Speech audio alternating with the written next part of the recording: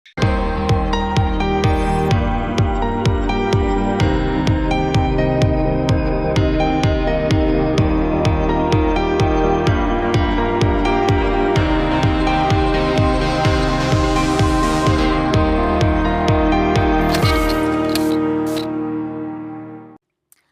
Hello everyone, welcome to our channel. So बच्चे लोग, हम लोग पढ़ रहे हैं क्लास 12 बिजनेस स्टडीज के अंदर chapter number 9 financial management, the easiest chapter of the part B. जी हाँ, द इजीएस्ट चैप्टर, क्योंकि हमें तो इस चैप्टर के अंदर बिल्कुल भी कोई परेशानी नहीं हो रही है। हमें तो बहुत बढ़िया तरीके से ये चैप्टर समझ में आ रहा है।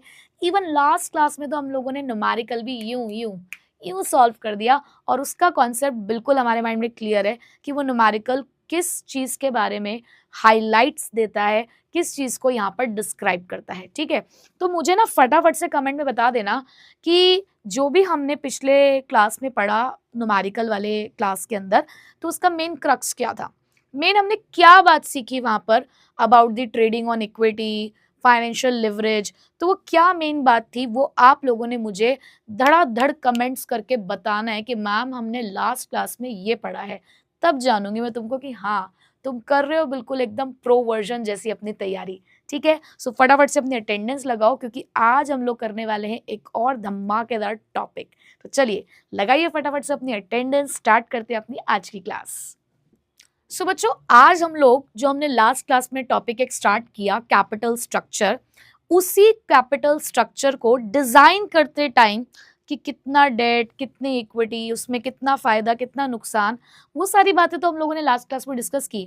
बट अभी भी बहुत सारे ऐसे फैक्टर्स होते हैं जो यहाँ पर हमारे कैपिटल स्ट्रक्चर के डिसीजन को अफेक्ट करते हैं। कि जब जब हम अपने कैपिटल स्ट्रक्चर को डिसाइड करेंगे कि भाई उसकी चॉइस लेंगे कि कितना डेट और कितना इक्विटी रखना है, तो उस टाइम पे हमारे दिमाग में ना जाने बहुत सारी चीज़ें होंगी। तो वही फैक्टर्स हम लोग यहाँ पर अब पढ़ने वाले हैं।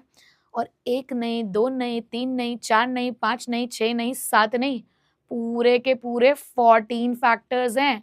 तो सबसे ज़्यादा फैक्टर इसी वाले टॉपिक के अंदर है। तो दिल थाम के रखिएगा और अपनी कलम को अपने हाथ में रखिएगा और अपनी समरी नोटबुक को भी अब निकाल के रखिए, क्योंकि यहाँ हमें, आपको पता ही है कि इस चैप्टर के अंदर हमें थोड़ा काम करना पड़ रहा है, थोड़ा अपने हाथों का इस्तेमाल करना पड़ रहा है। तो साथ साथ हम लोग उन चीज़ों को करते जाएंगे। ठीक है, अब फैक्टर्स को याद कैसे रखना है? तो फैक्टर्स को याद रखने के लिए वो दया भाई तो तुमको याद ही होंगे ना। दया, कुछ तो गड़बड़ है दया, कुछ तो गड़बड़ है। तो सीआईडी तो सबने ही देखा होगा ना। तो तुम्हें पता है क्या हुआ था? सीआईडी के सीसीटीवी कैमरा से री रिकॉर्ड हुआ फुटेज फेक नहीं, रियल था। दोबारा सुनो, सीआईडी के सीसीटीवी कैमरा से री रिकॉर्ड हुआ फुटेज फेक नहीं, रियल था। और इसी में क्या छुपा दिए मैंने भी अपने सारे चुपके से, सारे factors affecting choice of capital structure. तो देखो जरा यहाँ पे वो कौन कौन से फैक्टर्स होते हैं। और अब इतने सारे फैक्टर्स पढ़ चुके हो ना बच्चों, जो रिपीटेडली आ रहे हैं। अब आपको पता है कि अगर कंट्रोल दिख रहा है तो कंट्रोल के अंदर किस चीज़ की बात होती है, अगर रिस्क दिख रहा है तो रिस्क के अंदर क्या होता है, कैश फ्लो पोजीशन दिख रही है तो उसके अंदर क्या होता है, ग्रोथ प्रोस्पेक्ट्स दिख रहा है तो उसके अंदर क्या होता है। तो ये चीज़ अब आप लोगों की क्लियर हो चुकी है, क्योंकि इतने सारे फैक्टर्स अब आप लोग प्रीवियस टॉपिक्स के अंदर पढ़ चुके हैं। ठीक है, तो चलिए पहले नेम्स देख लेते हैं, फिर इनकी डिटेल पे जाएंगे। तो बच्चों, सबसे पहला आपको यहाँ पे दे रखा है C for cost of, I से है इंटरेस्ट कवरेज रेशो ICR। इसको अगर आपने अकाउंटिंग रेशो पढ़ लिया है अपने अकाउंटेंसी में, तो उसमें भी आपने देखा होगा कि इसको कैसे कैलकुलेट करते हैं। Then debt service coverage ratio, उसके बाद आता है बेटा सीसीटीवी का C cost of debt, again C control, T से हमारे पास टैक्स रेट, फिर ये जो कैमरे का CA है वो है capital structure of the other companies. तो पहले 7 हमारे जो फैक्टर्स हैं वो ये हैं। चलिए आगे बढ़ते हैं। अब उसके बाद ये जो हमारा S है बेटा, इस S से हमारे पास स्टॉक मार्केट रिएक्शन, री रिकॉर्ड का RE रिटर्न ऑन इन्वेस्टमेंट, उसके बाद जो R है वो है रिस्क कंसिडरेशन, C है फिर हमारे पास कैश फ्लो पोजीशन, देन उसके बाद हमारे पास F से है फ्लोटेशन कॉस्ट, उसके बाद F से फिर से है हमारे पास फ्लेक्सिबिलिटी, और R से हमारे पास रेगुलेटरी फ्रेमवर्क। तो नेक्स्ट 7 हमारे पास जो पॉइंट्स हैं वो ये वाले हैं। ठीक है, तो आई होप कि आपने 14 के 14 पॉइंट्स देख लिए होंगे। अब वन बाय वन उनका डिस्कशन करते हैं और समझते हैं कि ये सारे पॉइंट्स क्या कहते हैं। चलिए, सबसे पहला पॉइंट, कैश फ्लो पोजीशन। अब बहुत बार हम इस बात को पढ़ चुके हैं कि कैश फ्लो पोजीशन क्या होता है, तो पहले थोड़ा सा मैं यहाँ से आपको रीड करा देती हूँ, फिर अब फ्लो चार्ट्स पे हम लोग चलेंगे। अब आपके आई होप कॉन्सेप्ट्स क्लियर हैं ऑलमोस्ट, तो अब हमें पढ़ने में कोई दिक्कत नहीं आएगी। अब आप चैप्टर के साथ थोड़े से फैमिलियर हो चुके हैं। तो बच्चों, कैश फ्लो पोजीशन क्या कहता है? अगर हमें डिसाइड करना है अपना कैपिटल स्ट्रक्चर, तो हमारे पास दो रास्ते हैं ना, या तो मैं अपने खुद के शेयर्स को मार्केट में बेचने के लिए निकालूं, यानी कि इक्विटी की तरफ जाऊं, या फिर मैं किसी और का जेब का पैसा अपनी जेब में डाल लूं, यानी कि उधार ले लूं।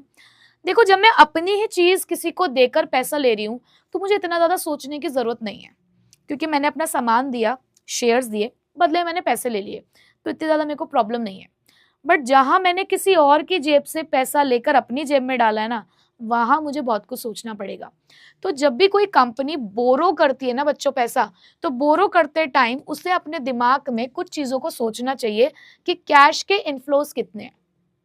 क्योंकि फिर से याद करो, क्या बताया मैंने तुम्हें कि जब जब आप डेट की तरफ जाते हैं, जब जब आप उधारी की तरफ जाते हैं, तो तुम्हारे कंधे झुक जाते हैं दोनों साइड से। क्यों? क्योंकि दो बर्डन तुम्हारे इन कंधों पर आने ही आने हैं। एक तरफ तुम्हारा इंटरेस्ट का ऑब्लिगेशन आ जाएगा कि जब तक पैसा इस्तेमाल करोगे तब तक आपको इंटरेस्ट भरना पड़ेगा, और वहीं दूसरी तरफ एक समय के बाद बेटा ये पैसा वापस करना ही है, नहीं करोगे तो प्रॉब्लम में फंस जाओगे। तो अब आपको ये चेक करना है कि आज तो दूसरे की जेब से पैसा निकाल के अपनी जेब में डाल लिया है, बट कल को वो पैसा वापस भी तो करना है। तो वापस करने के लिए क्या हमारी खुद की जेब में कहीं और से अच्छा खासा पैसा आता भी है या नहीं आता? तो आपको कैश इनफ्लोस के बारे में सोचना है। क्यों सोचना है?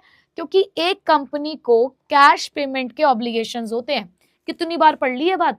तो हर जगह जहां भी कैश फ्लो पोजीशन दिखे, एक ही जगह एक्सप्लेनेशन याद रखनी है, सब जगह वही चेपना है, सब जगह वही लिखना है कि हमें इन इन चीजों के लिए पैसों की जरूरत होती है। किन किन चीजों के लिए?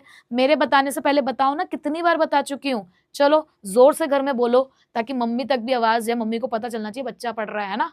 तो सबसे पहले नॉर्मल बिजनेस ऑपरेशंस के लिए, यानी कि अपने डे टू डे बिजनेस को चलाने के लिए पैसा चाहिए, और फिक्स्ड एसेट्स खरीदने के लिए पैसा चाहिए, अपने डेट सर्विस कमिटमेंट, यानी कि जो भी तुमने उधारी ले रखी है उसको पूरा करने के लिए पैसा चाहिए, जैसे कि इंटरेस्ट का पैसा देना होता है, रीपेमेंट करनी होती है प्रिंसिपल अमाउंट की, तो इसके लिए पैसा चाहिए।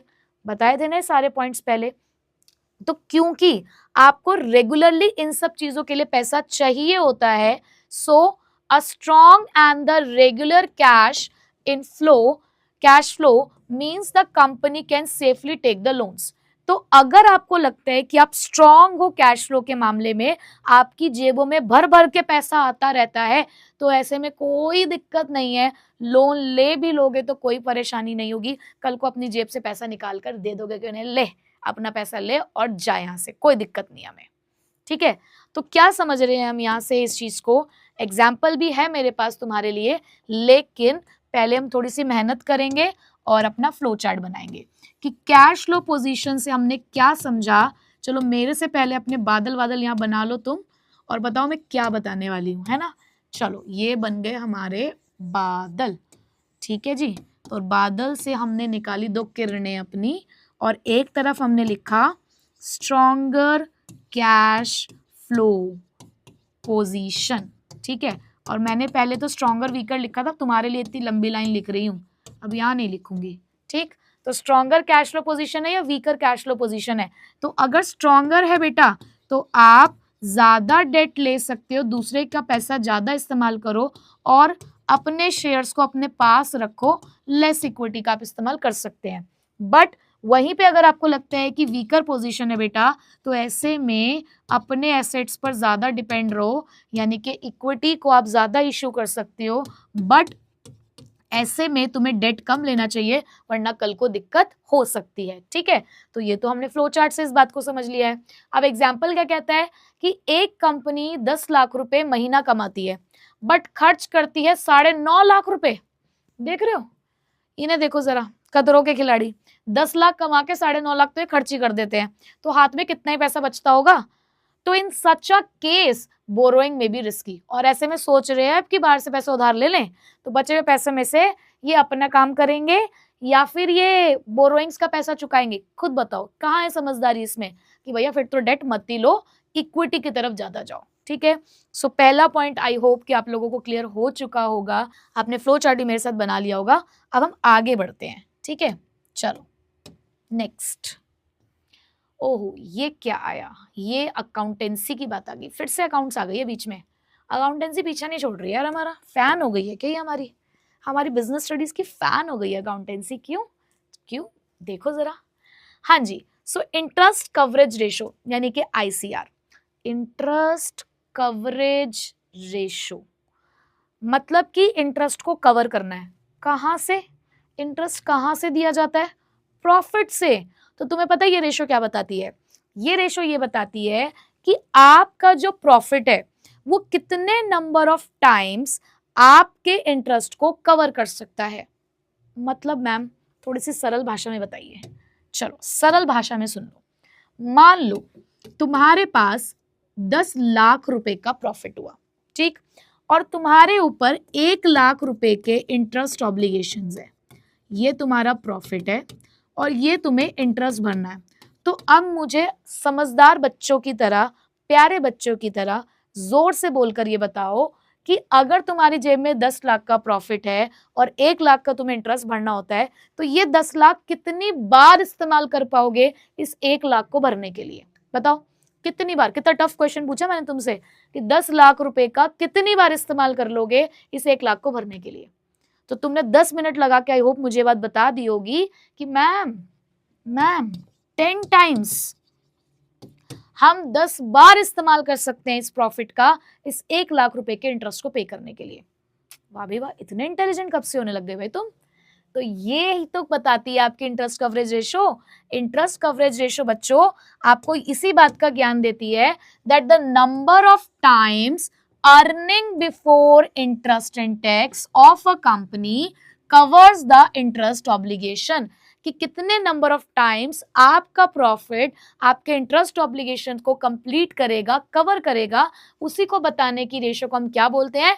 Interest coverage ratio. ठीक है, अब मैं तुम्हारी अगर टेस्टिंग करूं नॉलेज, तो जब तुम पढ़ लोगे ना अकाउंटिंग रेशो, तब इस वीडियो में आके कमेंट करना कि इंटरेस्ट कवरेज रेशो कौन सी कैटेगरी ऑफ रेशोज में आती है। 4 कैटेगरीज आप पढ़ेंगे इस साल अकाउंटिंग रेशो के अंदर, तो उसमें से कौन सी कैटेगरी में ये रेशो आती है मुझे जब पढ़ लोगे अकाउंटिंग रेशो, और अगर पढ़ चुके होगे तो इसी वीडियो में आके कमेंट जरूर करके जाना। ठीक है, चलो अब इसका फॉर्मूला क्या होता है बच्चों? इसका फॉर्मूला होता है EBIT डिवाइडेड बाय इंटरेस्ट। जैसे कि आपने भी यही किया होगा कि 10 लाख डिवाइडेड बाय 1 लाख, तो आपका आंसर क्या है यहाँ पे? 10 टाइम्स। ओके बच्चों, अब ये रेशो क्या बताती है भाई? ये रेशो कहती है कि हायर द रेशो, अगर आपकी रेशो हाई है then lower the risk of not paying the interest, कि अगर आपकी इंटरेस्ट कवरेज रेशो हाई आ गई तो इसका मतलब आप ज्यादा सक्षम हैं, आप ज्यादा कैपेबल हैं अपने ज्यादा से ज्यादा इंटरेस्ट ऑब्लिगेशंस को पूरा करने के लिए।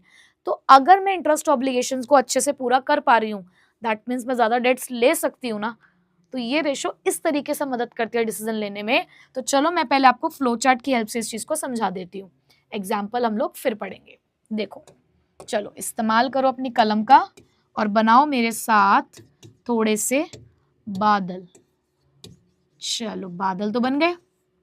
अब बादल बन गए तो बादल बनाते ही हमने क्या देखना है कि अगर आपकी आईसीआर हायर है तो हायर आईसीआर ये शो करती है कि आप यहाँ पर इस पोजीशन में है कि आप लोअर रिस्क को यहाँ पर एज्यूम कर रहे हो। क्यों? क्योंकि आपका प्रॉफिट ज्यादा से ज्यादा आपके इंटरेस्ट को कवर कर रहा है।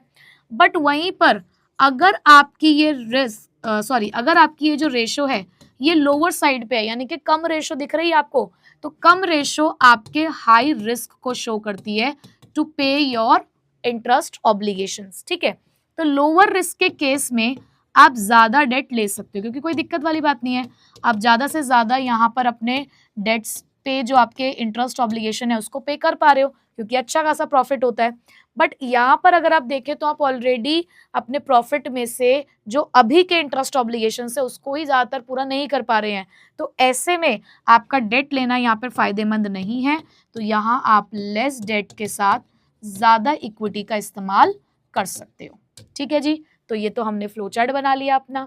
अब ये क्या कहते हैं, ये कह रहे हैं if the EBIT is 10 lakh and the interest is 2 lakh, तो ICRI 5 times, so that means the company earns 5 times more what is needs to pay as interest and it is in a good position। तो अगर इतनी आपकी दिख रही है ICR कि भाई 10 लाख का प्रॉफिट था, 2 लाख का इंटरेस्ट है, तो 5 बार पे कर दोगे तो लगभग ठीक है कि 5 गुना आपका प्रॉफिट है। तो अभी फिलहाल आप इस पोजीशन में हो कि आप ज्यादा से ज्यादा डेट ले सकते हो। ठीक है, सो आई होप कि आप लोगों ने फ्लो चार्ट बना लिया होगा और पॉइंट भी आपको क्लियर होगा। चलिए आगे चलते हैं नेक्स्ट रेशो की तरफ। हाँ, नेक्स्ट रेशो ही है। चलो जी देखो, लेकिन ये रेशो आप अपने अकाउंट्स में नहीं पढ़ोगे, ये सिर्फ और सिर्फ आपको बिजनेस स्टडीज ही पढ़ा रही है फिलहाल। ठीक है, चलो देखो जरा इसके अंदर अब क्या लिखा हुआ है।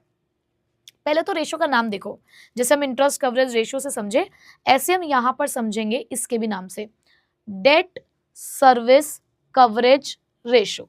डेट मतलब उधारी, उधारी आपको कुछ सर्विस दे रही है और उसको कवर करना है। मतलब मैम पीछे भी तो आपने इंटरेस्ट के बारे में बात की थी और इंटरेस्ट भी तो उधारी से आती है, बिल्कुल सही बात है, मैंने कब मना किया।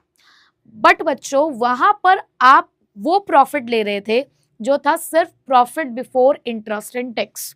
ठीक है, आपने इंटरेस्ट और टैक्स को पे करने से पहले के प्रॉफिट को लेते हुए सिर्फ और सिर्फ अपने इंटरेस्ट ऑब्लिगेशन के लिए उस रेशो को कैलकुलेट किया। But date service coverage ratio सिर्फ इंटरेस्ट ऑब्लिगेशन को लेकर नहीं आती है, डेट के साथ सिर्फ इंटरेस्ट नहीं आता है।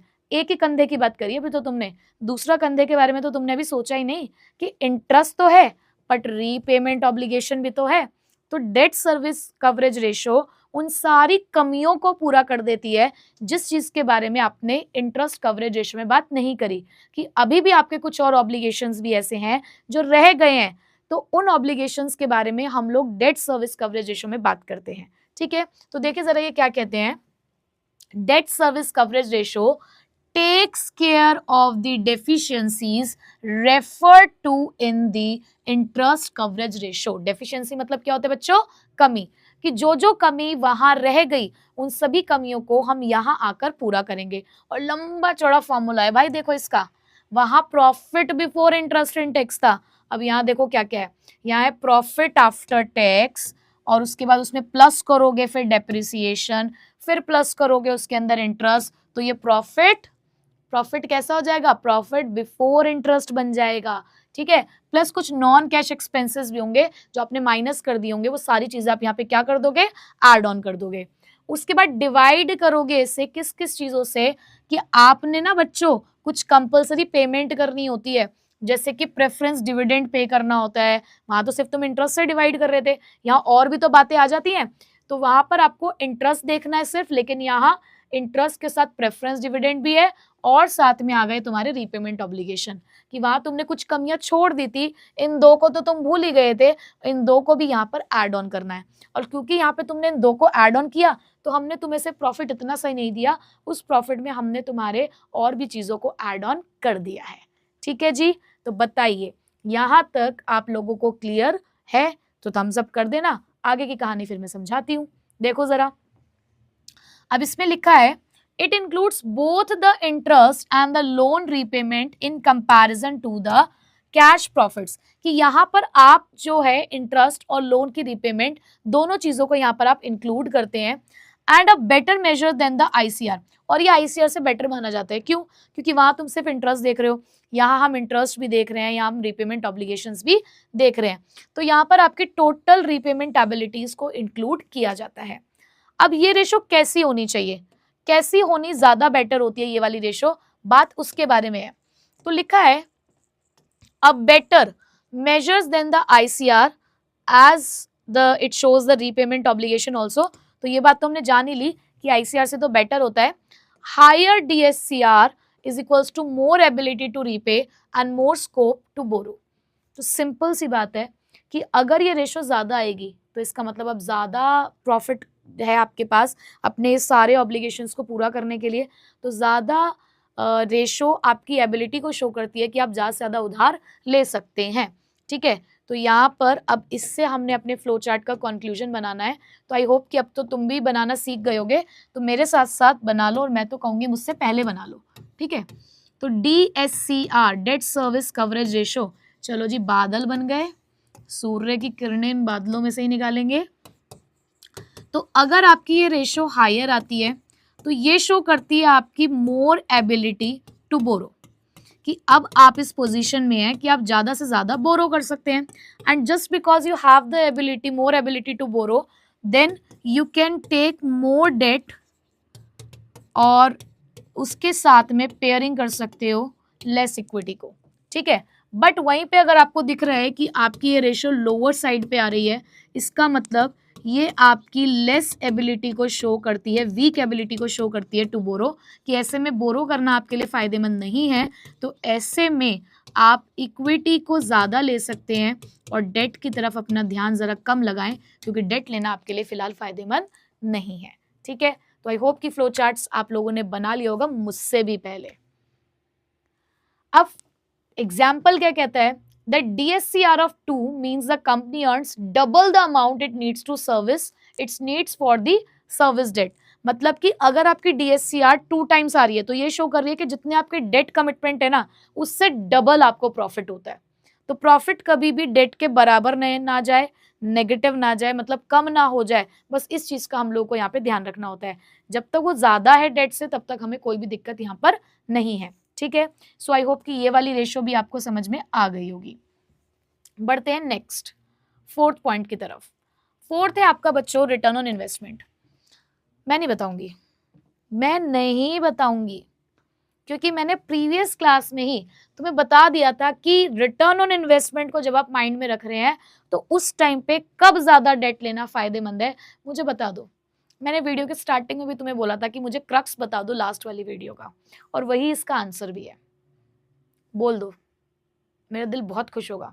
मैं ज़रूर चेक करूंगी अपने वीडियो के इस टाइमिंग पे कि कितने बच्चों ने मुझे इसका आंसर दिया है। हालांकि मेरा तो फ़र्ज़ है बच्चों समझाना, तो मैं दोबारा समझाऊंगी, बट स्टिल मुझे आंसर चाहिए, और मुझे बहुत खुशी होगी अगर तुम्हें वो चीज़ें याद होंगी तो। ठीक है, चलो देखो, पहली बात, रिटर्न ऑन इन्वेस्टमेंट होता क्या है। रिटर्न ऑन इन्वेस्टमेंट का मतलब है बच्चों कि आप अपने बिजनेस पे पैसा लगाते हो। तो जब आप अपने बिजनेस में पैसा लगाते हो तो अलग अलग फॉर्म में आप पैसा लगाते हैं। बिजनेस में पैसे लगाने को बेसिकली हम यहाँ पे बोल रहे हैं कैपिटल एम्प्लॉयड, कि आपने अपने बिजनेस से पैसा लगाया। कैसे लगाया, अगर मैं लाइबिलिटी साइड से अगर इस चीज को आपको बताऊं, तो आप पैसा लगाते हो शेयर्स में और अपनी नॉन करंट लाइबिलिटी में, यानी कि लॉन्ग टर्म बोरोइंग्स वगैरह जो आप लेते हैं, वो भी तो पैसा लेकर, उधार लेकर आपने कहीं भी पैसा लगाया ही तो होगा। अगर मैं सरल भाषा में बोलूं तो डेट और इक्विटी ही तो है। आप डेट और इक्विटी में ही तो पैसा लगा रहे हो, कि या तो आप शेयर्स में पैसा इन्वेस्ट करवा रहे हो या फिर आप कहीं से उधार ले रहे हो। तो ये जो आपने पैसा बिजनेस में लगाया, ये आपको कितना रिटर्न जनरेट करके देता है, कितना पैसा कमा कर देता है, उसी को आप लोग यहाँ पर रिटर्न ऑन इन्वेस्टमेंट कहते हैं। और हमें ये चेक करना है कि ये जो हमने कैपिटल एम्प्लॉयड किया, उसमें जो हमने नॉन करंट लाइबिलिटी यानी कि हमने जो डेट रखा, क्या ये ज्यादा रखना है या कम, इसका डिसीजन हमें लेना है। तो इसके डिसीजन के लिए मैंने आपको अभी समझाया था प्रीवियस क्लास के अंदर कि अगर आपकी रिटर्न ऑन इन्वेस्टमेंट आपकी कॉस्ट ऑफ डेट से ज्यादा है, मतलब आपने जितने परसेंटेज पे उधारी ली, अगर उससे ज्यादा तुम रिटर्न जनरेट कर पा रहे हो, कि तुमने 10% पे लोन लिया, वही पैसा तुमने अपने बिजनेस में लगाया और बिजनेस तुम्हें 15% का रिटर्न दे रहा है, तुम्हारा खुद का पैसा नहीं था, तुमने बैंक से लोन लिया, लोन लेकर बिजनेस में लगाया, पर बिजनेस से 15% का रिटर्न जनरेट हुआ, तो 10% तुमने बैंक को दे दिया और बचा हुआ 5% तुम्हारी जेब में आया। तो इसका मतलब यहां पर डेट लेना फायदेमंद हुआ। बट अगर तुम ये वाली सिचुएशन देख रहे हो कि जहां पर return on investment cost of debt से कम है, मतलब कि तुमने उधार तो बैंक से लिया है 10% पे, फिर वही पैसा तुमने अपने बिजनेस में लगाया, लेकिन बिजनेस तुम्हें 5% का रिटर्न दे रहा है सिर्फ, तुम कहीं पे 10% से पैसा ले रहे हो और 10% तुम्हें सिर्फ 5% का रिटर्न दे रहा है, तो ऐसे में तो तुम कुछ कमा ही नहीं रहे और 5% तुम्हें अपनी जेब से भरना पड़ेगा। तो क्या ऐसे में ये वाली उधारी लेना तुम्हारे लिए फायदेमंद है? नहीं। तो उधारी लेना कब ज्यादा फायदेमंद है? अगर रिटर्न ऑन इन्वेस्टमेंट हमारा फैक्टर है, तो रिटर्न ऑन इन्वेस्टमेंट जब तक कॉस्ट ऑफ डेट से ज्यादा नहीं होगी तब तक हमें ज्यादा डेट नहीं लेना, ठीक है। तो देखो यही बातें यहाँ पर आपको उन्होंने ऊपर बोल रखी होंगी। If a company earns more ROI, high ROI, it can use the debt effectively to increase the profit. तो ऐसे में तो आप डेट सही से इस्तेमाल कर रहे हो, called the trading on equity, और इसी को आप लोग ट्रेडिंग ऑन इक्विटी कहते हो, मतलब earning more than the cost of debt, कि कॉस्ट ऑफ डेट से ज्यादा कमाना, शेयर होल्डर्स का प्रॉफिट इंक्रीज करना with the use of debt, वही कहलाता है ट्रेडिंग ऑन इक्विटी। एग्जाम्पल देख लो, इफ डेट कॉस्ट इज 10%, अगर आपका कोई डेट है जिसकी कॉस्ट 10% की है बट आपकी ROI 13% की है, तो 3% का फायदा हो रहा है ना, then the company gains. But if ROI is only 6.5%, लेकिन अगर ROI 6.5% है, डेट की कॉस्ट तुम्हारी 10% है, तो ऐसे में it is not better to borrow too much, तो ऐसे में ज्यादा डेट लेना तुम्हारे लिए फायदेमंद नहीं है। तो क्या बात सीखी हम लोगों ने यहाँ पर? ROI के केस में अगर मेरे को फ्लो चार्ट बनाना है तो बनाओ बच्चों मेरे साथ फिर से बादल जरा, चलो बादल। तो ROI के लिए हमने ये पढ़ा कि if the ROI is greater than the COD then use more debt but less equity. तो ऐसे में डेट ज्यादा ले लो, इक्विटी कम, क्योंकि यहां पर तुम्हारा अर्निंग पर शेयर इंक्रीज होगा। बट अगर रिटर्न ऑन इन्वेस्टमेंट तुम्हारे कॉस्ट ऑफ डेट से कम आ रहा है, ये डी है बच्चों, डी, कॉस्ट ऑफ डेट से कम आ रहा है, तो ऐसे में तुम्हारे लिए ज्यादा डेट लेना फायदेमंद नहीं है, तो ऐसे में तुम्हें मोर इक्विटी और लेस डेट की तरफ जाना चाहिए, ठीक है। सो आई होप कि आप लोगों को ये भी समझ में आ गया होगा। चलिए आगे बढ़ते हैं जरा हम लोग थोड़ा सा और। Next 5th point, cost of debt. अब अभी अभी मैं तुम्हें बताकर आ रही हूँ, बहुत बार मैंने बता दिया कि कॉस्ट ऑफ डेट का मतलब क्या होता है। कॉस्ट ऑफ डेट का मतलब होता है कि जब भी तुम कहीं से पैसा उधार लेते हो, तो जिस बंदे से तुमने पैसा उधार लिया है ना, तो वो बदले में कुछ रिटर्न एक्सपेक्ट कर रहा है। मान लो कि ये तुम्हारा बैंक है, ठीक है, और ये तुम हो और ये तुम्हारी कंपनी, ठीक। तो तुमने बैंक से लोन लिया 10 लाख रुपए का, तो क्या बैंक तुम्हें ऐसे पैसे इस्तेमाल करने के लिए दे देगा कि अरे अरे भाई तुम्हें पैसा चाहिए, हमें ना पैसे देने के लिए, लो ना यार पैसे, मस्त लो पैसे हमसे, हमको कोई दिक्कत नहीं है। मनी एंड बैंकिंग चैप्टर नहीं पढ़ा क्या इकोनॉमिक्स में? अकाउंट्स पढ़ ले, इको को कैसे छोड़ दूं मैं, कैसे छोड़ दूं इको को, इको भी आ गई देखो। तो एक बात बताओ, तुमने मनी एंड बैंकिंग चैप्टर पढ़ा होगा, उसमें तुमने बैंकिंग में क्रेडिट क्रिएशन पढ़ा होगा, पढ़ा है ना? क्या बैंक, और तुमने, चलो छोड़ो क्रेडिट क्रिएशन भी छोड़ो, तुमने बैंक रेट ये सब कुछ पढ़ा है ना? क्या कोई भी बैंक तुम्हें फ्री में देता है क्या लोन? उसका मकसद क्या है, क्या पर्पस है उसका, क्या मोटिव है? भाई उसको प्रॉफिट कमाना है, वो तुम्हारे सोशल सर्विस के लिए काम नहीं करता, वो तो अपने प्रॉफिट के लिए काम करता है। तो वो ऐसे नहीं कहेगा कि अरे राजू भाई तुम तो हमारे दोस्त हो यार, तुम तो ऐसे ही ले जाओ लोन, कोई दिक्कत नहीं है ना भाई। जिस दिन उसने तुमको लोन दिया होगा ना 10 लाख रुपए का, तो वो एक्सपेक्ट कर रहा है कुछ रिटर्न तुमसे, कि आज उसने जो तुम्हें 10 लाख रुपए दिए हैं, तुम जब तक उसके 10 लाख रुपए इस्तेमाल करोगे तब तक वो कुछ रिटर्न एक्सपेक्ट कर रहा है आपसे। तो जो भी रिटर्न आप अपने लेंडर को पे करते हो, यानी कि उस पर्सन को जिससे तुमने पैसा उधार लिया है, तो उसे बोलते हैं कॉस्ट ऑफ डेट। और अगर मैं बोलूं बिल्कुल देसी भाषा में, तो लोन के ऊपर जो तुम इंटरेस्ट पे करते हो, वो इंटरेस्ट जो है वही आपका कॉस्ट ऑफ डेट है, कि आपको वो उधारी कितने की पड़ रही है। कि 10 लाख रुपए के ऊपर आप हर महीने 20,000 रुपए का इंटरेस्ट भर रहे हैं, तो वो 20,000 तुम्हारी कॉस्ट ऑफ डेट है, ठीक है। और इसको या परसेंटेज की फॉर्म में भी बोल सकते हैं। समझ आ गई बात? तो देखो जरा क्या लिखा हुआ है, लिखा है if the loans are available at the low interest companies prefer using more debt. अब उन्होंने यही बोला कि भाई देखो, अगर इस तरीके से हमारी कॉस्ट ऑफ डेट का मतलब यही होता है कि जितना हमने लोन लिया उसके ऊपर जितना हम इंटरेस्ट पे कर रहे हैं, तो अगर ये लोन सस्ते में मिल जाए, यानी कि कम रेट ऑफ इंटरेस्ट में मिल जाए, तो कंपनी ऐसे में कहेगी कि ठीक है उधारी ज्यादा लेते हैं। But low borrowing cost high debt usage become safer. तो ऐसे में अगर आपकी बोरोइंग कॉस्ट कम आती है, तो आपके लिए जो आप डेट ज्यादा इस्तेमाल कर रहे हो वो आपके लिए सेफ हो जाता है, ठीक है। अच्छा बच्चों, अगर आपको कॉस्ट ऑफ डेट की डेफिनेशन लिखनी है तो आप लिख सकते हो, मैं यहाँ पर लिखवा देती हूँ, अगर आप चाहें तो उसको लिख सकते हैं, ठीक है। क्या होता है? It is the it is the rate of expected return, it is the rate of expected return to the lender। ठीक है, कि जो भी पैसा हम लोग यहाँ पे अपने लेंडर को पे करते हैं एज एन रिटर्न, तो वही क्या कहलाता है बच्चों, उसकी कॉस्ट ऑफ डेट। तो आप ये भी एड ऑन इसके अंदर कर सकते हैं।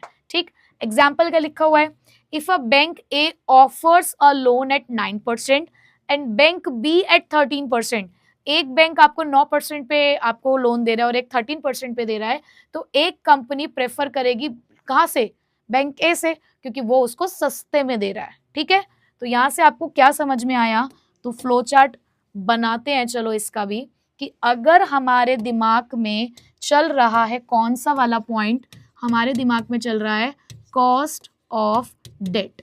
हमारे दिमाग में क्या चल रहा है, cost of debt. Cost of debt का मतलब क्या है, चलो यहाँ पे छोटा सा लिख लेते हैं, एक्सपेक्टेड रिटर्न किसको, लेंडर को।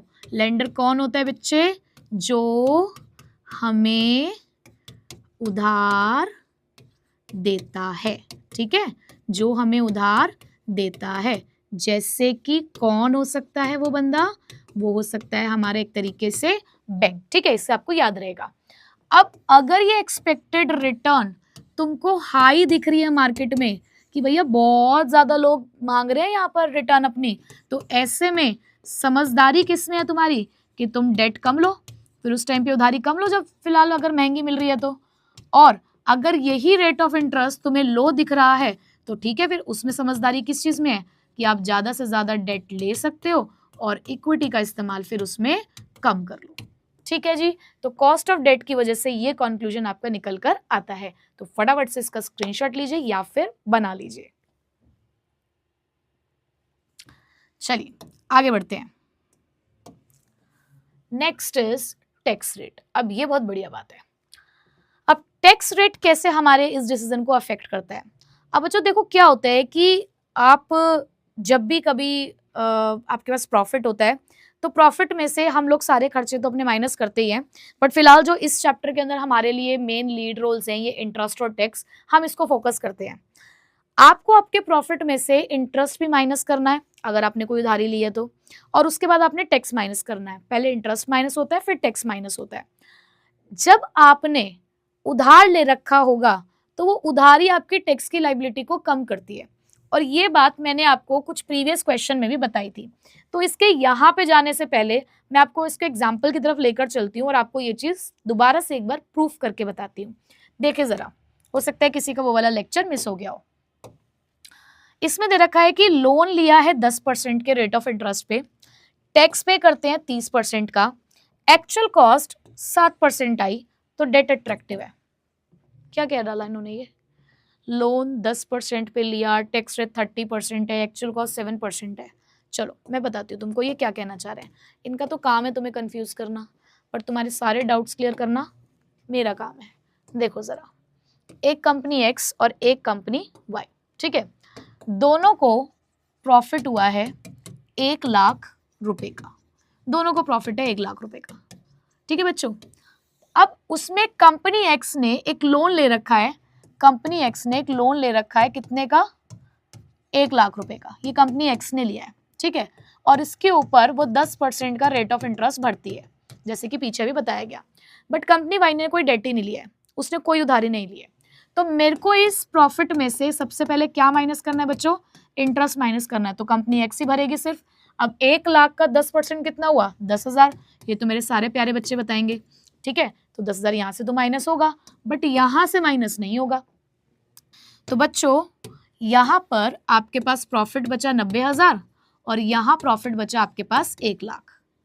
ठीक है, अब इसे क्या बोलते हो तुम, अर्निंग बिफोर टैक्स। अब हम यहाँ से माइनस करेंगे tax at the rate of 30%। अब 30% अगर मैं निकालूं 90,000 का, तो वो आएगा मेरे पास 27,000, और वही चीज 1 लाख की बच्चों कितनी आएगी, 30,000। ठीक, पहले कैलकुलेशन कर लेते हैं, उसके बाद जरा इसके ऊपर थोड़ी सी चर्चा करेंगे। तो अर्निंग आफ्टर टैक्स कितना आएगा बेसिकली हमारे पास, इस केस में 63,000 और इस केस में 70,000। ठीक है, और इसी अर्निंग में से फिर शेयर होल्डर को उनका पैसा दिया जाएगा। ठीक है, अब अगर मैं कंपेयर करूं तो जिस कंपनी ने उधारी ली उस कंपनी ने टैक्स कम पे किया, और जिस कंपनी ने उधारी नहीं ली उस कंपनी ने टैक्स ज्यादा पे किया। तो यहाँ पर उन्होंने यही बात समझाई है that interest is a tax deductible expense. ये लाइन क्या समझाती है? Interest is a tax deductible expense which reduces your tax liability. कि ये जो आप अपना इंटरेस्ट पे करते हो ये क्योंकि आपके प्रॉफिट में से माइनस होता है, जिसकी वजह से आपका प्रॉफिट कम शो होता है, जिसकी वजह से आपकी टैक्स की लाइबिलिटी क्या हो जाती है? कम हो जाती है। तो ऐसे में अगर आपको दिख रहा है कि टैक्स रेट मार्केट में बहुत हाई है, अगर मैं इस टैक्स रेट को 60% कर दूं तो 90,000 का 60% आपको 54,000 देना पड़ेगा, बट वहीं पर 1 लाख का 60% आपको 60,000 टैक्स देना पड़ेगा। तो जैसे जैसे रेट ऑफ टैक्स बढ़ता जाएगा आपकी टैक्स की लाइबिलिटी भी बढ़ती जाएगी। तो ऐसे में कुछ लोग जब ये देखते हैं कि टैक्स रेट बहुत ज़्यादा हाई हो रहा है तो ऐसे में वो डेट ज़्यादा लेते हैं ताकि जो वो इंटरेस्ट पे कर रहे हैं वो इंटरेस्ट उनकी टैक्स की लाइबिलिटी को कम कर दे। क्यों? क्योंकि इंटरेस्ट तो सिर्फ 10% से है और वहीं पे आपका टैक्स 30% से है। और पता है यहाँ पर टैक्स की लाइबिलिटी का कम होना हमारे उस कॉस्ट ऑफ डेट को भी डिड्यूस कर देता है जो हमने उस उधारी पे करना है। कैसे? आप खुद से देखो, आपने जब यहाँ पर डेट लिया तो 10% के कॉस्ट पे लिया, ठीक, जिसकी वजह से आपके 3,000 की सेविंग हो गई।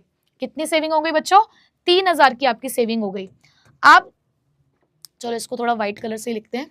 आप 10,000 रुपए का इंटरेस्ट भर रहे हो और वहीं पे आपको 3,000 रुपए की टैक्स की सेविंग हो गई। तो अल्टीमेटली आपने इंटरेस्ट कितना भरा? आपने इंटरेस्ट भरा 7,000 रुपए का, और ये 7,000 रुपए आपके 1 लाख का कितना परसेंट बनता है बच्चों? 7%। कि एक तरीके से अगर आपने इंटरेस्ट लिया जिसकी वजह से टैक्स सेविंग हुई तो आपको आपका कॉस्ट ऑफ डेट 10% नहीं पड़ा, वो कितना पड़ा? 7%। तो यानी कि यहां भी डेट लेने की वजह से आपको फायदा हो रहा है। समझ गए? तो वो जो उन्होंने पीछे लाइन लिखी हुई है वो यही लिखी हुई है कि एक्चुअल कॉस्ट 7% पड़ी आपको उस डेट की, जबकि थी वो कितनी? 10%। क्यों? क्योंकि यहाँ पर आपकी टैक्स की सेविंग हो गई है। ठीक है, चलो मैं वापस लेकर चलती हूँ आपको उसी पॉइंट पे कि ये क्या कहना चाहते हैं। ये कहना चाहते हैं interest is a tax deductible so higher the tax more the saving. कि जितना ज्यादा आप इंटरेस्ट माइनस करेंगे उतनी ज्यादा आपकी सेविंग बढ़ती चली जाएगी। So this makes the debt cheaper than the equity, और इसकी यही चीज इसको सस्ता करती है इक्विटी से इन हाई टैक्स एनवायरमेंट। कि जब जब आपको ये दिख रहा है कि टैक्स जो है वो बहुत ज्यादा हाई जा रहा है। ठीक है, मैं चाहूँ तो बच्चों आपको ये चीज बहुत मिनटों में समझा सकती हूँ, बट मैं इतना ज्यादा टाइम इसलिए डिवोट कर रही हूँ हर एक पॉइंट के ऊपर क्योंकि मैं चाहती हूँ कि आप रटे ना भाई और कब लो जा रहा है। आप रटो मत बिल्कुल भी इस चीज को, क्योंकि कितने फैक्टर्स रट लोगे? कितने, इतने सारे फैक्टर्स पढ़ चुके हो। मैं आपको पूरा एक लॉजिक समझा रही हूँ, पूरा एक कॉन्सेप्ट समझा रही हूँ हर एक चीज का। और मुझे भी पता है कि लेक्चर्स जब बड़े हो जाते हैं तो आपका ये रहता है कि मैम शॉर्ट लेक्चर्स बनाओ, बट आप ये पहली बार चैप्टर पढ़ रहे हो और इस चैप्टर की कॉम्प्लेक्सिटी है कि आपको हर एक चीज को यहाँ पर इन डेप्थ पढ़कर चलना है, तभी आप इसकी केस स्टडी क्रैक कर पाओगे और तभी आप इसको खुद से लिख पाओगे। नहीं तो रट्टा मारना है तो मार लेना, वो आपकी इच्छा है। तो यहाँ पर मैं आपको साथ साथ ये चैप्टर याद करा रही हूँ कि कब आपको यहाँ पर ज्यादा लेना है कब कम लेना है, ये चीज आपको याद हो रही है। क्यों? क्योंकि आपका कॉन्सेप्ट क्लियर है। ठीक है, तो मैं माफी चाहूंगी आपसे अगर लेक्चर लंबा जा रहा है, एक्सप्लेनेशन बहुत ज्यादा जा रही है, बट मेरे दिल को सेटिस्फेक्शन तभी मिलता है जब मैं पूरी तरीके से कॉन्सेप्ट को बच्चों के दिल तक उतार देती हूँ। ठीक है जी, चलो मैं तो माफी मांग रही हूँ, प्लीज मुझे माफ कर देना, अपनी मैडम को माफ कर देना कि वो ज्यादा पढ़ा रही है।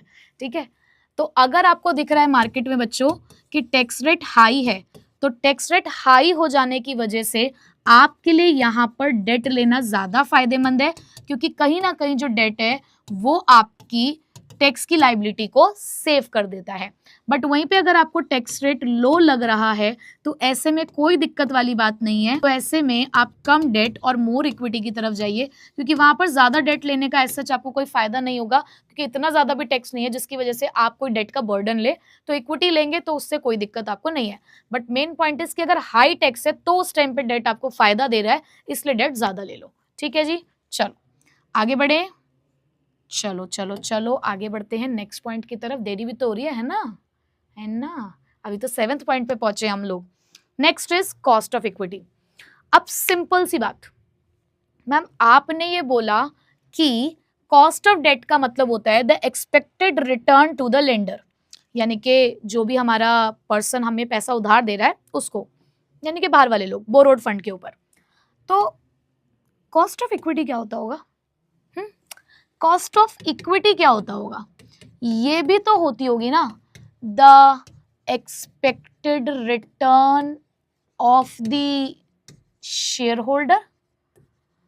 क्यों भाई, एक बात बताओ, तुम बाहर वालों को तो पूरा ध्यान रख रहे हो कि अगर तुमने बैंक से पैसा उधार लिया तो तुमने तुरंत कहा कि बैंक फ्री में पैसा नहीं देता, बैंक को प्रॉफिट चाहिए होता है, तो हमें उसके ऊपर कुछ रेट ऑफ इंटरेस्ट भरना पड़ता है, जैसे कि 1 लाख के लोन के ऊपर 10% का इंटरेस्ट, तो वो 10% कॉस्ट ऑफ डेट होता है।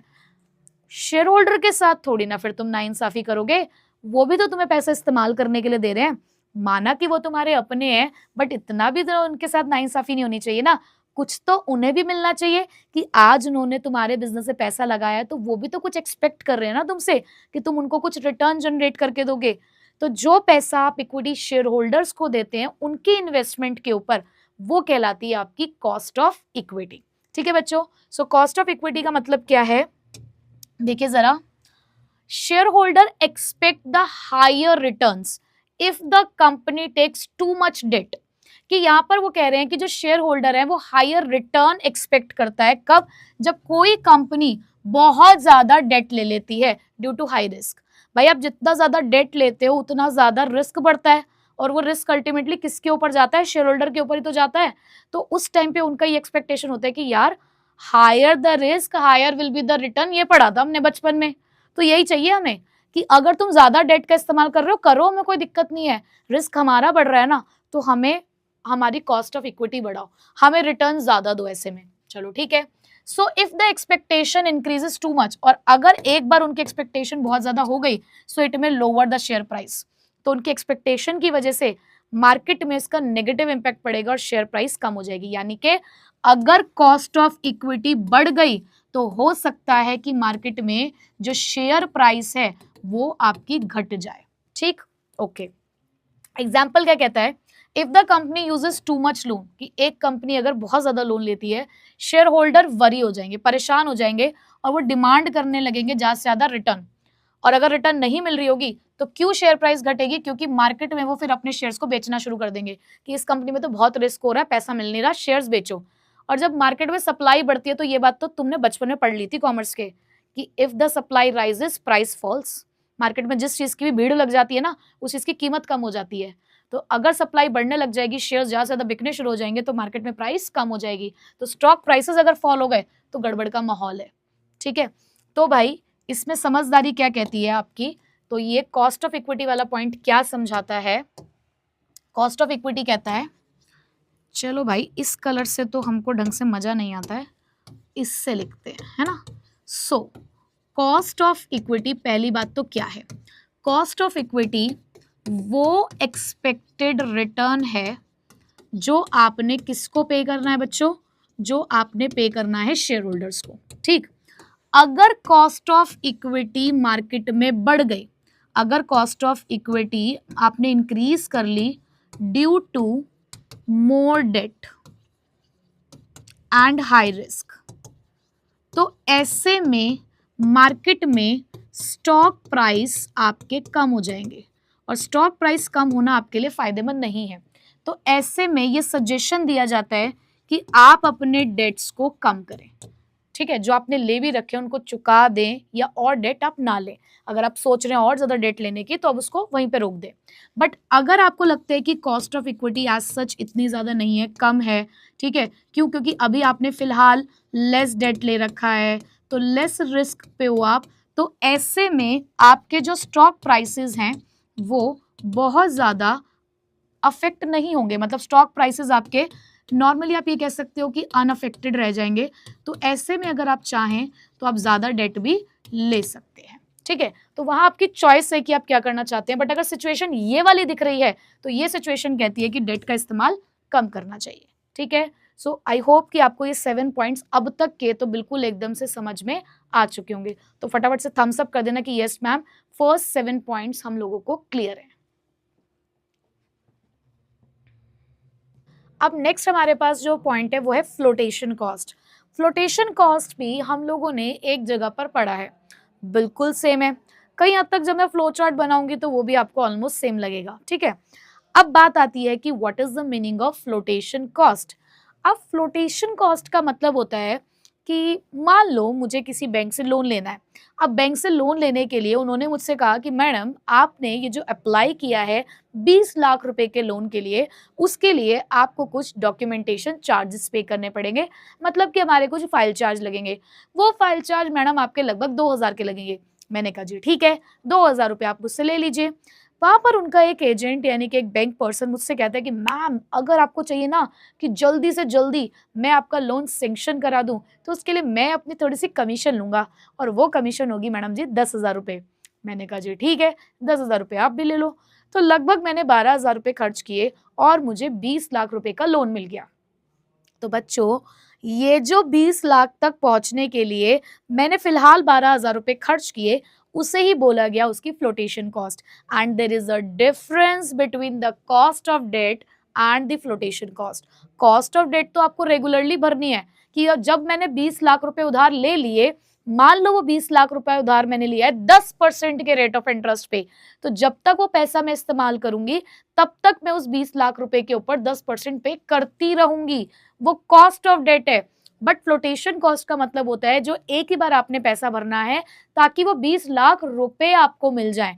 तो जो कॉस्ट ऑफ डेट है उसकी कहानी पैसे मिलने के बाद शुरू होती है, लेकिन फ्लोटेशन कॉस्ट की कहानी पैसे मिलने से पहले ही शुरू हो जाती है, ठीक है। सो फ्लोटेशन कॉस्ट को बोलते हैं the cost of raising fund, यानी कि फंड को रेज करने से पहले जो आप खर्चा करते हो उसको हम कहते हैं उसकी flotation cost. So cost of raising fund like the advertisement, अगर आप इक्विटी शेयर्स इशू कर रहे हैं तो कहीं ना कहीं प्रोस्पेक्टस जारी करते हैं, एडवर्टाइजमेंट करते हैं, कुछ लीगल फीस होती है, अंडर राइटर्स को पैसा देना पड़ता है, ये फ्लोटेशन कॉस्ट होती है इन टर्म्स ऑफ इक्विटी कह सकते हो। पब्लिक इशू करना, जनरली शेयर्स और डिबेंचर्स को इशू करना ज्यादा महंगा पड़ता है as compare to taking a loan from the bank. कि ये आपने अगर लोन लिया और वहीं पे आपने अगर अपने शेयर्स और डिबेंचर्स को इशू किया तो लोन लेना आपके लिए ज्यादा सस्ता पड़ता है as compare to the shares. So issuing the shares cost rupees 10 lakh and taking a bank loan cost only rupees 1 lakh, so company में prefer the debt। कि वहीं पर शेयर्स को इशू करने पे 10 लाख रुपए खर्च हो रहे हैं और वहीं पे डेट लेने में सिर्फ 1 लाख रुपए खर्च हो रहे हैं, तो एक कंपनी डेट को प्रेफर करती है, ठीक है। करते हैं फ्लोटेशन कॉस्ट के फ्लो चार्ट की। तो फिर से हम लोगों ने यहाँ पर किरणें निकाली। अब यहाँ पर मैं कहूँगी कि किरणें मत ही निकालो, यहाँ इस बात को हम सिंपल तरीके से लिखते हैं। सबसे पहले तो फ्लोटेशन कॉस्ट क्या है, it is the cost of raising fund, ठीक है। अब आपके पास ये जो फंड है, ये फंड आपके पास कितने तरीके के हैं, ये फंड आपके पास 2 तरीके के हैं, जिसमें से आपको चूज करना है कि कौन से वाला हमारे लिए बेटर रहेगा, ठीक है, इक्विटी और डेट।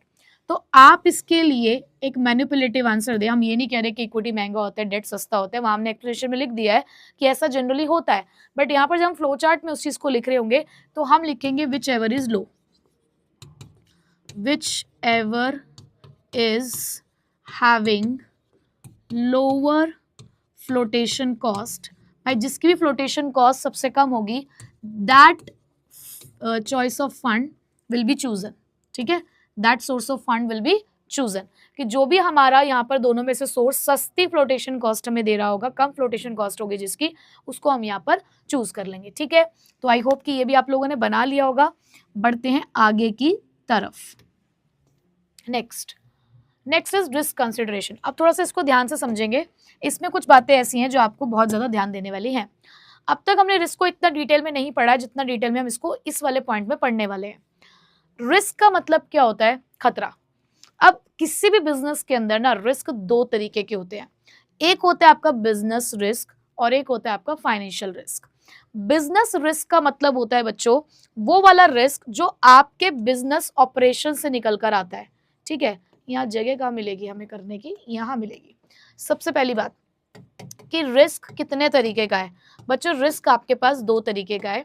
एक तरफ होता है आपका बिजनेस रिस्क, ठीक है, जो निकल कर आता है आपके बिजनेस ऑपरेशन से, कि आप जो भी काम कर रहे हैं उस काम से संबंधित भी कुछ रिस्क होते हैं। जैसे कि अगर आपके बिजनेस में फिक्स्ड ऑपरेटिंग चार्जेस ज्यादा हैं। फिक्स्ड ऑपरेटिंग चार्जेस का मतलब क्या होता है बच्चों, कि आपको अपने बिजनेस के लिए रेंट पे करना पड़ता है, आपको कुछ ना कुछ सैलरीज पे करनी पड़ती हैं, रेगुलर आपका इंश्योरेंस प्रीमियम भरा जा रहा है। तो ऐसे में अगर आपके ये वाले खर्चे बहुत ज़्यादा हैं, दैट मीन्स आपका बिजनेस रिस्क हाई है। अगर आपके फिक्स्ड ऑपरेटिंग चार्जेस ज़्यादा होते हैं तो ऐसे में आपका बिजनेस रिस्क हाई होता है। ऑन दी अदर हैंड जो दूसरा रिस्क है बच्चों, उसका नाम है फाइनेंशियल रिस्क। अब फाइनेंशियल रिस्क कहाँ से अराइज होता होगा? ऑब्वियस सी बात है कि फाइनेंशियल रिस्क अराइज होता होगा आपका फाइनेंस से। फाइनेंस मतलब कि जो भी पैसा आप उधार लेते हैं उस उधारी से जो आपका रिस्क अराइज होता है वो फाइनेंशियल रिस्क है। अब कैसे, कि अगर आपने उधारी ली, कहीं से फाइनेंस लिया, तो उसके ऊपर आपको इंटरेस्ट भरना होता है। तो जितनी ज्यादा आप उधारी लेते चले जाएंगे उतना ज्यादा आपका फाइनेंशियल रिस्क बढ़ता चला जाएगा। तो एक बिजनेस के अंदर ये दो रिस्क हैं, बिजनेस रिस्क जो बिजनेस चलाने से आ रहा है, बिजनेस से रिलेटेड चीजों से आ रहा है, वहीं पे फाइनेंशियल रिस्क जो पैसा उधार लेने की वजह से आ रहा है। ठीक, अब अगर ये दोनों ही रिस्क हाई हो गए तो तुम तो अलार्मिंग सिचुएशन में आ जाओगे, खतरे की घंटी बज जाएगी ऑर्गेनाइजेशन में कि भाई तुम्हारे बिजनेस रिस्क भी ज्यादा है, ऊपर से तुम्हारे फाइनेंशियल रिस्क भी ज्यादा है, तो आपको एक बैलेंस मेंटेन करना है। तो जब भी आप ये एक सिलेक्शन कर रहे हो कि ज्यादा डेट लेना है या ज्यादा इक्विटी लेनी है, तो इन दोनों ही रिस्क को आपको देखना है कि दोनों ही रिस्क की सिचुएशन क्या है ऑर्गेनाइजेशन में। तो पहले जरा थोड़ी सी आपको इसकी थ्योरी दिखा देती हूँ मैं, उसके बाद मैं आती हूँ कि क्या डिसीजन आपको लेना है और कैसे। तो देखिए जरा, while deciding the capital structure a company must consider two types of risk। तो दो तरीके के आपको रिस्क देखने हैं, जिसमें पहला रिस्क है business. This is the risk of not earning enough profit from the regular business operation, कि जब आपको दिख रहा है कि आप जो काम कर रहे हो वो काम से आपको अच्छा प्रॉफिट नहीं हो रहा और ऑलरेडी आपको बहुत सारा पैसा कहीं ना कहीं भरना है, तो ऐसे में आप बिजनेस रिस्क में आ रहे हो कि आपके बिजनेस ऑपरेशन को चलाने के लिए जो प्रॉफिट की जरूरत है उतना प्रॉफिट तुम नहीं कमा पा रहे। सो ये क्यों अराइज होता है? Due to fixed operating cost, क्योंकि कहीं ना कहीं आपके कुछ फिक्स्ड ऑपरेटिंग कॉस्ट है कि आपको रेंट भी भरना है, आपको सैलरी भी भरना है। तो ऐसे में अगर हाई फिक्स्ड कॉस्ट हो गई तो आपका बिजनेस रिस्क भी हाई होगा। यही बात मैंने अभी आपको यहाँ पे समझाई कि बिजनेस रिस्क क्या होता है, ऐसा रिस्क जो आपके बिजनेस ऑपरेशन से आता है। और क्यों आता है? क्योंकि आपके पास कुछ फिक्स्ड चार्जेस होते हैं, कुछ फिक्स्ड ऑपरेटिंग चार्जेस होते हैं। अगर ये बढ़ गए तो तुम्हारा बिजनेस रिस्क भी बढ़ जाता है। ठीक है, ये बात हमने समझ ली। अब आगे की कहानी देखें जरा कि फाइनेंशियल रिस्क क्या होता है। फाइनेंशियल रिस्क होता है this arises only when the company uses debt. लेकिन फाइनेंशियल रिस्क देखो, बिजनेस तो तुम चलाते रहोगे तो बिजनेस रिस्क तो होगा ही होगा, बट फाइनेंशियल रिस्क तो सिर्फ तब होता है जब तुम डेट का इस्तेमाल करते हो, जब तुम उधारी लेते हो। So if the risk of failing to pay interest, loan, repayment और the preference dividend, it is a risk. ये किस चीज का रिस्क है? कि जब आप फेल हो जाते हो, किस चीज में फेल हो जाते हो? जब आप टाइम से इंटरेस्ट नहीं पे कर रहे हो, लोन की रीपेमेंट नहीं कर रहे हो, प्रेफरेंस वालों को उसका डिविडेंड नहीं देते हो, क्योंकि वो भी एक तरीके से बाहर वाले ही होते हैं। अपने इक्विटी में तो हम सिर्फ इक्विटी शेयर होल्डर्स को डालते हैं, प्रेफरेंस वाले भी हमारे लिए बाहर वाले हैं, क्योंकि उनको भी हमें एक फिक्स्ड रेट ऑफ डिविडेंड देना ही पड़ता है, ये हमारे ऊपर ऑब्लिगेशन है उनकी तरफ से भी। तो हम तो अपने इक्विटी में सिर्फ इक्विटी शेयर होल्डर को मानते हैं, बाकी सब हमारे लिए पराए हैं। तो भाई अगर आप ये चीज नहीं पे कर पा रहे हो, दैट मीन्स आपका फाइनेंशियल रिस्क ज्यादा है। सो मोर डेट मोर फाइनेंशियल रिस्क। ठीक, अब समझदारी क्या कहेगी, समझदारी वाली बातें सुनो। सो if the company already had high business risk, अगर आपको दिख रहा है कि ऑलरेडी बिजनेस रिस्क हाई है, so it should avoid high financial risk. तो ऐसे में आपको फाइनेंशियल रिस्क को कम रखना चाहिए। अगर आपको दिख रहा है कि ऑलरेडी आपके ऊपर बहुत सारे बिजनेस रिस्क हैं, तो ऐसे में फाइनेंशियल रिस्क को कम रखो। और फाइनेंशियल रिस्क को कम रखने का मतलब क्या है? कि आपको डेट्स का कम इस्तेमाल करना चाहिए। बट अगर आपको दिख रहा है कि आपका बिजनेस रिस्क लो है, अगर आपको दिख रहा है कि आपका बिजनेस रिस्क लो है, आप भी चाहें तो इस तरीके से सिंबल बना सकते हैं अपने इस एक्सप्लेनेशन के साथ, ताकि आई कैचिंग हो, कि जब आप रिवाइज करें तो आपको सीधा दिख जाए कि क्या लिखा हुआ है। ठीक है, इसकी फॉर्म में। तो अगर आपके बिजनेस रिस्क लो है तो इसका मतलब कंपनी अब अपने फाइनेंशियल रिस्क को बढ़ाना अफोर्ड कर सकती है। और फाइनेंशियल रिस्क को बढ़ाना अफोर्ड करने का मतलब क्या है कि ज्यादा डेट ले सकती है। ठीक है, चलिए अब यहां तक आपको बात समझ आ गई होगी। समरी हम लोग फ्लो चार्ट्स में बना ही लेंगे, चलो देखते हैं कैसे। तो अगर रिस्क की बात हो रही है तो रिस्क के अंदर हम लोग कहते हैं कि दो तरीके के रिस्क होते हैं, बिजनेस रिस्क और फाइनेंशियल रिस्क। ठीक है, अगर हमें लगता है कि हमारा बिजनेस रिस्क हाई है तो ऐसे में फाइनेंशियल रिस्क को कम रखना है, जिसके लिए हमें डेट का कम इस्तेमाल करना है, क्योंकि हम और ज़्यादा अपना रिस्क नहीं बढ़ा सकते। दोनों रिस्क अगर बढ़ गए तो गड़बड़ हो जाएगी। ठीक, बट वहीं पे अगर हमको दिख रहा है कि बिजनेस रिस्क कम है तो ऐसे में हम फाइनेंशियल रिस्क को इंक्रीज कर सकते हैं। अगर आपको दिख रहा है कि ऑलरेडी बिजनेस रिस्क तो कम है, कोई दिक्कत नहीं है, तो फाइनेंशियल रिस्क अगर थोड़ा सा बढ़ भी जाएगा तो कोई दिक्कत वाली बात नहीं है।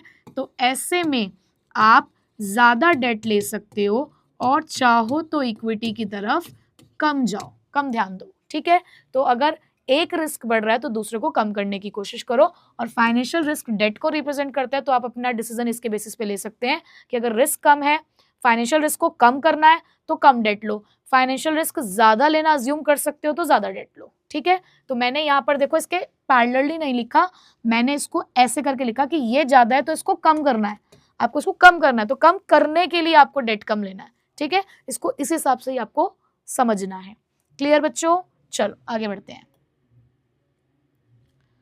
नेक्स्ट, अच्छा इसका एग्जांपल भी देख लो। चलो, एक रिटेल शॉप का हाई रेंट है, यानी कि हाई बिजनेस रिस्क, तो should not take the large loan due to the financial risk. तो अगर वो और लोन लेती है तो उसका फाइनेंशियल रिस्क भी बढ़ जाएगा और it may fail to make the fix payment, और फिर बाद में वो अपने पेमेंट्स नहीं कर पाएगी। ठीक है, तो ये आपको एग्जाम्पल भी समझ आ गया होगा। नेक्स्ट आता है बच्चों फ्लैक्सिबिलिटी। अब फ्लैक्सिबिलिटी का मतलब क्या है कि देखो हर किसी की एक डेट लेने की क्षमता होती है। ऐसे नहीं कि तुमने जितना मर्जी दिल खोल के कह दिया कि अरे बैंक लोन दे दो भाई, लोन दे दो भाई, हर 2 महीने बाद तुम पहुंच जाते हो बैंक के पास लोन लेने के लिए, और बैंक कहता है अरे तुम तो अतिथि देवो भव, आओ अतिथि देवो भव, आओ भाई आओ और लोन लेकर चले जाओ, हम तो इसीलिए तो बैठे हैं तुम्हें लोन देने के लिए, हमारे पास तो बहुत ही पैसा है, तुम कल को चाहे पैसा दो चाहे ना दो, हम तो तुम्हें लोन बांटते रहेंगे। इतने भले नहीं होते हैं वो चेक करते हैं कि भाई आज हम इसको लोन दे रहे हैं, कल को चुका भी पाएगा या नहीं चुका पाएगा। ऐसा तो नहीं कि अपनी पूरी हद पार करके इसने लोन ले लिया है। तो बच्चों हर कंपनी की अपनी एक क्रेडिट वर्दीनेस होती है, अपनी एक क्रेडिट लेने की क्षमता होती है। ये जो क्रेडिट स्कोर वगैरह तुम लोग ये सुनते हो, सिबिल वगैरह और क्रेडिट स्कोर, ये यही तो बताते हैं कि सामने वाले व्यक्ति कितना डेट लेने की कैपेबिलिटी रखता है। तो अगर आप चाहते हो कि इन फ्यूचर अगर आपको जरूरत पड़े डेट की, तो आज डेट का इस्तेमाल कम करो, क्योंकि आपको फ्लैक्सिबिलिटी देगा। तुमने सोचा कि अच्छा चलो इतना तक हम डेट ले सकते हैं, एक ही बारे में लेके तुमने खत्म कर दिया। कोई एक कंपनी 10 लाख का डेट ले सकती है, उसने 10 लाख का 10 लाख डेट एक ही बारे में ले लिया। अब कल को अगर तुम्हें दोबारा जरूरत पड़ी तो तुम्हारे सामने डेट वाला रास्ता तो बंद हो गया, तुम्हें इक्विटी पर ही डिपेंड रहना पड़ेगा, चाहे मार्केट में सिचुएशन कैसी भी हो। कम प्राइस पे भी हो सकता है, फिर तुम्हें अपने शेयर इशू करने पड़ जाए। क्यों? क्योंकि तुमने पहले ही सारा डेट इस्तेमाल कर लिया है। तो अगर तुम्हारी इच्छा है फ्लेक्सिबिलिटी मेंटेन करने की, तो भाई लिमिट में डेट का इस्तेमाल करो, कम से कम करो, ताकि फ्यूचर में एक फ्लेक्सिबिलिटी रहे कि यहाँ से भी पैसा मिल सकता है। बट ठीक है, अगर तुम्हें लगता है कि नहीं हमें तो किसी की जरूरत नहीं है, हमें तो डेट वेट की जरूरत नहीं पड़ेगी, आज ही लेके खत्म करो, कल को पता नहीं मिले या ना मिले, कल हो ना हो ये सीखा तो है हमने, आज ही मौज कर लो दूसरों के पैसों पे, तो भाई ले लो डेट फिर ज्यादा। ठीक है, पर समझदारी क्या कहती है कि फ्लेक्सिबिलिटी मेंटेन करनी चाहिए। So company should keep the debt capacity in reserve for the emergencies, कि कंपनी को देखो बुरा वक्त कभी भी आ सकता है, तो इमरजेंसी को ध्यान में रखते हुए अपने डेट की कैपेसिटी को मेंटेन रखना चाहिए। And don't use the full borrowing limit at once, और एक ही बारी में अपने पूरी जो लिमिट है उसको क्रॉस नहीं करना चाहिए। So company that already took the maximum loan can't borrow during the crisis, so flexibility lost. अगर आपने एक ही बारी में सारा पैसा ले लिया तो उसके बाद आगे आपको कोई उम्मीद नहीं रखनी चाहिए कि आपको पैसा मिलेगा। ठीक है, तो अब इसको कैसे डिफाइन करेंगे हम अपने फ्लो चार्ट में। फ्लेक्सिबिलिटी, भाई तुम आओ पहले, तुम ज्यादा अच्छे हो। तो यहां पर अगर हम फ्लेक्सिबिलिटी की बात कर रहे हैं बच्चों, तो अगर आप फ्लेक्सिबिलिटी को मेंटेन करना चाहते हो तो ऐसे में don't use full debt capacity.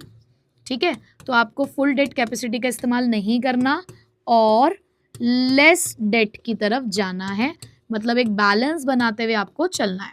ठीक, बट अगर आप नहीं मेंटेन करते अपनी फ्लेक्सिबिलिटी को, then you may use full debt capacity. तो ऐसे में आप अपने इमरजेंसी के लिए अपने आप को खतरे में डाल रहे हैं और अपनी पूरी डेट कैपेसिटी का अगर आप इस्तेमाल कर रहे हैं तो ले लो भाई ज़्यादा से ज़्यादा डेट, कल होना हो कि सिचुएशन को देखते हुए, फिर वो आपकी इच्छा है।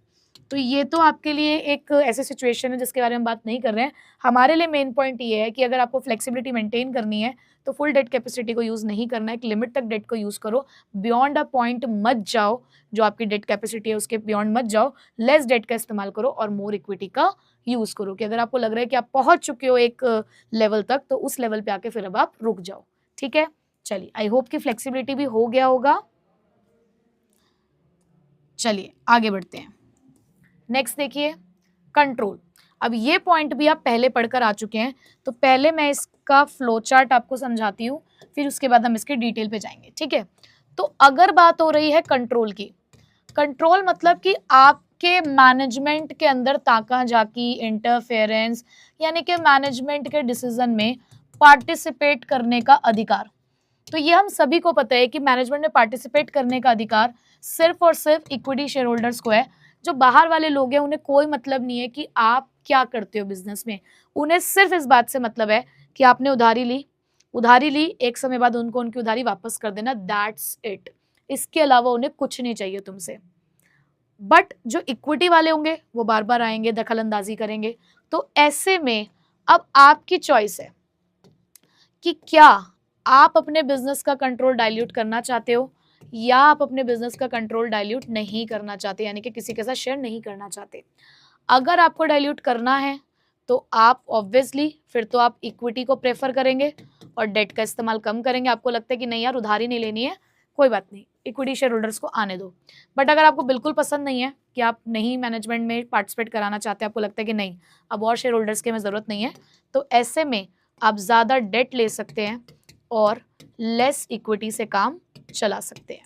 ठीक है, सो कंट्रोल रखना है तो डेट लो, नहीं रखना तो इक्विटी की तरफ चले जाओ। ठीक है, चलो अब इसका पॉइंट देख लो। एक्सप्लेनेशन सब जगह सेम है, जो पहले कंट्रोल पढ़ के आयो सेम वही लिख सकते हो, कोई दिक्कत वाली बात नहीं है। देखो जरा, this factor also influences the choice between the debt and equity, especially in a companies in which the current holdings of the management is on the lower side। कि ये फैक्टर बहुत ज़्यादा इन्फ्लुएंस करता है लोगों के डिसीजन को, जब उनको ये डिसाइड करना है कि डेट लेना है या इक्विटी, और उस कंपनी के लिए जहां पर मैनेजमेंट के अंदर जो होल्डिंग है ना फिलहाल वो कम चल रही है।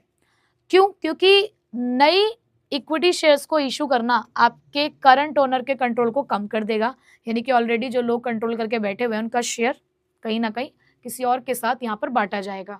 सो debt doesn't dilute the control, और डेट तो किसी भी तरीके से मैनेजमेंट में पार्टिसिपेट करता नहीं है, तो उससे कंट्रोल का कोई लेना देना नहीं है। So if a company sells 40% of the equity to the new investor, the original owners may lose the control. तो अगर कंपनी 40% और नए शेयर होल्डर्स को ले आती है तो करंट शेयर होल्डर्स की जो उसके ऊपर कंट्रोल है बिजनेस के ऊपर वो कहीं ना कहीं खत्म हो जाएगा, और डेट यहाँ पर इस इश्यू को बिल्कुल अवॉइड कर देता है। डेट कहता है कोई दिक्कत वाली बात नहीं है, हम नहीं ताका जाके करें तुम्हारे बिजनेस में आके। ठीक है, सो आई होप यहाँ तक आपको समझ आ चुका होगा अब तक। अब पॉइंट नंबर 12 है हमारे पास रेगुलेटरी फ्रेमवर्क। अब जब भी हम लोग कैपिटल स्ट्रक्चर को डिज़ाइन कर रहे हैं और डेट और इक्विटी का हमें यहाँ पर एक मिक्सचर चाहिए, हमें देखना है कि डेट कितनी और इक्विटी कितनी, तो उस टाइम पर हो सकता है कि हमारे ऊपर कोई रेगुलेटरी अथॉरिटी हो जिसकी बात हमें माननी पड़े। अब जैसे कि हम सभी लोग जानते हैं RBI, the Reserve Bank of India, the father of all the commercial banks, और you can say the king of our monetary system. Likewise SEBI, Security Exchange Board of India, the mother of financial market, और you can say the queen of financial market। तो ये दो king और queen कहीं ना कहीं rule करते हैं हमारे पूरे सिस्टम को। एक मॉनेटरी सिस्टम को रूल कर रहा है तो एक फाइनेंशियल मार्केट को। हम जो बात कर रहे हैं, हम फाइनेंशियल मार्केट की बात कर रहे हैं, तो वहां पर हमें क्वीन की बात सुननी पड़ेगी, यानी कि ये जो सेबी नाम की हमारी महारानी है, जो रेगुलेटरी अथॉरिटी है, इनकी बातों को हमें समटाइम्स मानना पड़ता है। कई बार इनके जो रूल्स और रेगुलेशंस होते हैं वो रिजिड हो जाते हैं, और उस टाइम पे उनकी इस रिजिडिटी को देखते हुए भी हमें अपना कैपिटल स्ट्रक्चर उसी के अकॉर्डिंग डिजाइन करना पड़ता है। तो देखिए जरा पहले रेगुलेटरी फ्रेमवर्क का पॉइंट क्या कहता है, फिर मैं फ्लो चार्ट की मदद से आपको समझाऊंगी कि हम कब कहाँ क्या करते हैं। देखिए, so every company operates within a regulatory framework provided by the law. हर एक कंपनी को किसी ना किसी रेगुलेटरी फ्रेमवर्क के अंदर काम करना ही पड़ता है, जो कि उसे लॉ बताता है। जैसे कि अगर आप पब्लिक इशू करते हैं शेयर्स का या डिवेंचर्स का, so that have to be made under the SEBI guidelines. तो ये सारी की सारी चीजें सेबी की गाइडलाइंस के अनुसार की जाती हैं, यानी कि securities exchange Board of India ने हमारे सामने जो भी इसके लिए गाइडलाइंस इशू कर रखी होंगी, जो भी हमारे सामने नॉर्म्स होंगे, हमें उनको फॉलो करना ही पड़ेगा। हम अपनी मर्जी से यहाँ पर काम नहीं कर सकते, क्योंकि ये तो क्वीन है भाई, क्वीन की बात नहीं मानोगे तो कैसे ही काम चलेगा। ठीक है, सो टेकिंग द लोन्स में हैव ईजियर और द डिफरेंट रूल्स। और ऐसा भी हो सकता है कि अगर हम यही चीज लोन ले रहे हैं किसी बैंक से, तो वो हमारे लिए बहुत आसान है, और हो सकता है उनके कोई और डिफरेंट रूल्स हो जो शायद हमारे लिए पॉसिबल ना हो फॉलो करना। तो डिफरेंट कंडीशंस हैं, दोनों ही तरफ कोई ना कोई बातें हैं जिसे हमें सोचना पड़ रहा है, चाहे हम इक्विटी की तरफ जा रहे हैं, चाहे हम डेट की तरफ जा रहे हैं। सो फॉर एन एग्जाम्पल अगर हम देखें, if the SEBI guidelines are strict, company में prefer to take the bank loans instead of issuing the shares. तो अगर हम रेगुलेटरी अथॉरिटी की बात करें, यानी कि सेबी की ही बात करें, तो अगर हमें दिख रहा है कि सेबी की गाइडलाइंस बहुत ज्यादा रिजिड जा रही हैं, तो ऐसे में हमें डेट की तरफ जाना चाहिए, यानी कि हम लोन्स वगैरह की तरफ जा सकते हैं, क्योंकि वहां से हमें इजीली पैसा मिल जाएगा।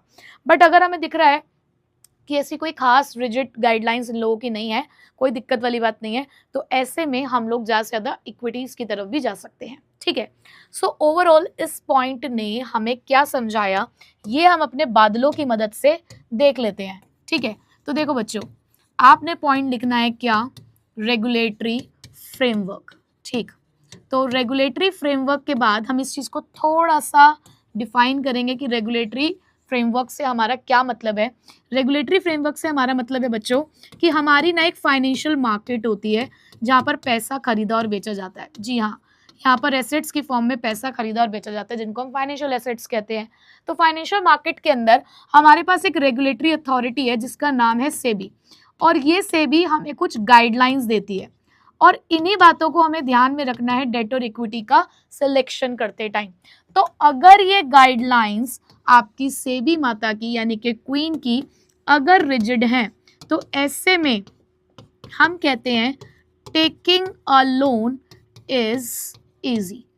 लोन लेना आसान है, तो आप यहाँ पर डेट की तरफ ज़्यादा जा सकते हो, बट उस टाइम पे आपको इक्विटीज़ में थोड़ी सी दिक्कत आ सकती है, वहाँ पर आपको थोड़े से कॉम्प्लेक्स प्रोसीजर को फॉलो करना पड़ सकता है। बट अगर आपको दिख रहा है कि फिलहाल सेबी की जो गाइडलाइंस है वो बहुत ज़्यादा रिजिड नहीं है, तो ऐसे में आप इक्विटी की तरफ भी ज़्यादा जा सकते हैं, और चाहे तो उधारी यानी कि लोन वगैरह आप कम लें, तो उस केस में आप लेस डेट को भी चूज कर सकते हो। ठीक है, सो पॉइंट इज कि अगर रेगुलेटरी फ्रेमवर्क यानी कि जो भी रेगुलेटरी अथॉरिटी है, अगर वो बहुत ज़्यादा स्ट्रिक्टनेस दिखा रही है, बहुत ज़्यादा रिजिड रूल्स है उनके, तो ऐसे में आप उनको अवॉइड करो, फिर आप डेट की तरफ चले जाओ। मतलब जो भी अपने रूल को स्ट्रिक्ट दिखा रहा है आप उसको अवॉइड कर सकते हो, और अगर आपको दिख रहा है कि रिजिडिटी बहुत ज़्यादा नहीं है, इतने तो रूल्स मानने ही पड़ते हैं, तो ऐसे में आप इक्विटी ज़्यादा और डेट को कम ले सकते हो। ठीक है, आई होप ये पॉइंट भी आपको क्लियर हो गया होगा, फ्लो चार्ट बन गया होगा या स्क्रीनशॉट ले लिया गया होगा। इतनी बातें तो मैं इसलिए कर लेती हूँ ताकि आप ये काम तब तक कर लो। ठीक है, चलो आगे चलते हैं। स्टॉक मार्केट कंडीशन, अब ये पॉइंट भी बार बार आ रहा है, और आई होप कि अब आपको समझ आ गया होगा कि जब भी स्टॉक मार्केट का पॉइंट आना है तो हमें क्या लिखना है उसके अंदर। हर जगह बातें सेम है, चीज़ें बिल्कुल यहाँ पर बराबर आपको दिख रही होंगी कि हाँ यही सारी बातें हैं जो घुमा फिरा के बोली जा रही हैं। ठीक, अब आपने फिर से वही बात कि डेट और इक्विटी का सिलेक्शन करना है। आपको पता है कि स्टॉक मार्केट में दो तरीके की कंडीशन है, एक बार प्राइस बढ़ रही है तो एक फेज में प्राइस घट रही होती है। आपके पास शेयर्स हैं मार्केट में बेचने के लिए, आपके शेयर्स हैं, आपके डिवेंचर्स हैं, तो आपकी समझदारी किस चीज में है, आप कब अपने स्टॉक प्राइसेस को आप कब अपने स्टॉक को मार्केट में बेचना चाहोगे, कब अपने सामान को मार्केट में बेचना चाहोगे? ऑब्वियसली जब प्राइस हाई हो रही होगी। तो जब जब आपको मार्केट में प्राइस हाई दिखे तो इक्विटी की तरफ जाते हैं, और जब आपको दिख रहा है कि यार अपना सामान देके पैसा तो बहुत कम मिल रहा है, तो ऐसे में अपना सामान क्यों ही देना है, किसी और से पैसा ले लेते हैं फिलहाल तब तक। तो जब आपको दिख रहा है कि स्टॉक प्राइसेस कम हो रहे हैं, तो ऐसे में इक्विटी को हमें ज़्यादा यूज़ नहीं करना है, तो हम डेट की तरफ जा सकते हैं। अब देखिए यही बात यहाँ पे बोली गई होगी और उसके बाद मैं आपको फ्लो चार्ट से सिखा दूंगी। देखिए, इन अ बुल मार्केट, यानी कि हमारा बुलिश फेज, जब प्राइसेस बढ़ रही होती हैं, equity is easy to raise, तो ऐसे में इक्विटी को रेज करना हमारे लिए आसान होता है। But in a beer market, यानी कि जो हमारा बियरिश फेज होता है, उस फेज में हमें देखने को मिलता है कि प्राइसेस बहुत ज़्यादा कम हो रही होती हैं, सो इन्वेस्टर्स अवॉइड करते हैं इक्विटी और कंपनीज प्रेफर करती हैं एट दैट टाइम डेट। ठीक है, फॉर एग्जाम्पल अगर मार्केट में प्राइस बढ़ रहे हैं तो कंपनी शेयर्स इशू करेगी, बट अगर मार्केट में प्राइस घट रहे हैं तो कंपनी लोन्स वगैरह की तरफ जाएगी, क्योंकि वो उनके लिए सेफ है। तो ये तो बहुत ईजी पॉइंट था, इतनी ज़्यादा इसके अंदर कोई खास बात नहीं थी, ऑलरेडी पहले से हम बहुत सारी चीज़ें पढ़ के आ चुके हैं। अब तो हम इस चैप्टर के अंतिम पड़ाव पर हैं, और अंतिम पड़ाव पर पहुँचते पहुँचते मेरे ख्याल से तुम लोग अब सारी चीज़ें जान चुके होगे, है ना। मेरे बोलने से पहले जो पुराने पॉइंट्स है उसका आंसर तुम्हें पता होता होगा, और बस इसी में मेरी जीत है कि तुम्हें पता है पहले से ही। देखो बच्चों, स्टॉक मार्केट कंडीशन कितने पार्ट्स में डिवाइड कर रहे हैं, पहले ही बना के आए हैं इसका फ्लो चार्ट। हम दो फेज हमें देखने को मिलते हैं, बुलिश और बियरिश। ठीक है, इसको हम थोड़ा सा डिफाइन करेंगे कि बुलिश का मतलब क्या होता है कि स्टॉक प्राइसेस इस टाइम पे क्या होते हैं बच्चे, स्टॉक प्राइसेस हाई होते हैं। बट बियरिश का मतलब क्या होता है कि यहाँ पर जो स्टॉक प्राइसेस होते हैं वो फॉल हो रहे होते हैं। ठीक, अब आपके लिए यहाँ पर फायदेमंद है ज़्यादा से ज़्यादा अपने इक्विटीज़ को इशू करना, तो यहाँ पर आप मोर इक्विटी की तरफ जाते हैं बट लेस डेट यूज़ करते हैं। और इन दिस केस क्योंकि प्राइसेस अच्छी नहीं है, तो यहाँ पर हम उधारी पे ज़्यादा निर्भर रहेंगे, दूसरों का पैसा ज़्यादा इस्तेमाल करेंगे, अपने इक्विटीज़ का हम लोग यहाँ पर कम इस्तेमाल करेंगे, अपने शेयर्स फिलहाल हम अपने पास ही रखेंगे। ठीक है, सो बुलिश केस में इक्विटी को प्रेफर करा जाता है और बियरिश फेज में आपके डेट को प्रेफर किया जाता है। ठीक है, सो आई होप कि ये वाला पॉइंट भी आपको क्लियर होगा। बढ़ते हैं बिल्कुल आखिरी पॉइंट पे। चलिए, our last point is the capital structure of other companies means the industry norms।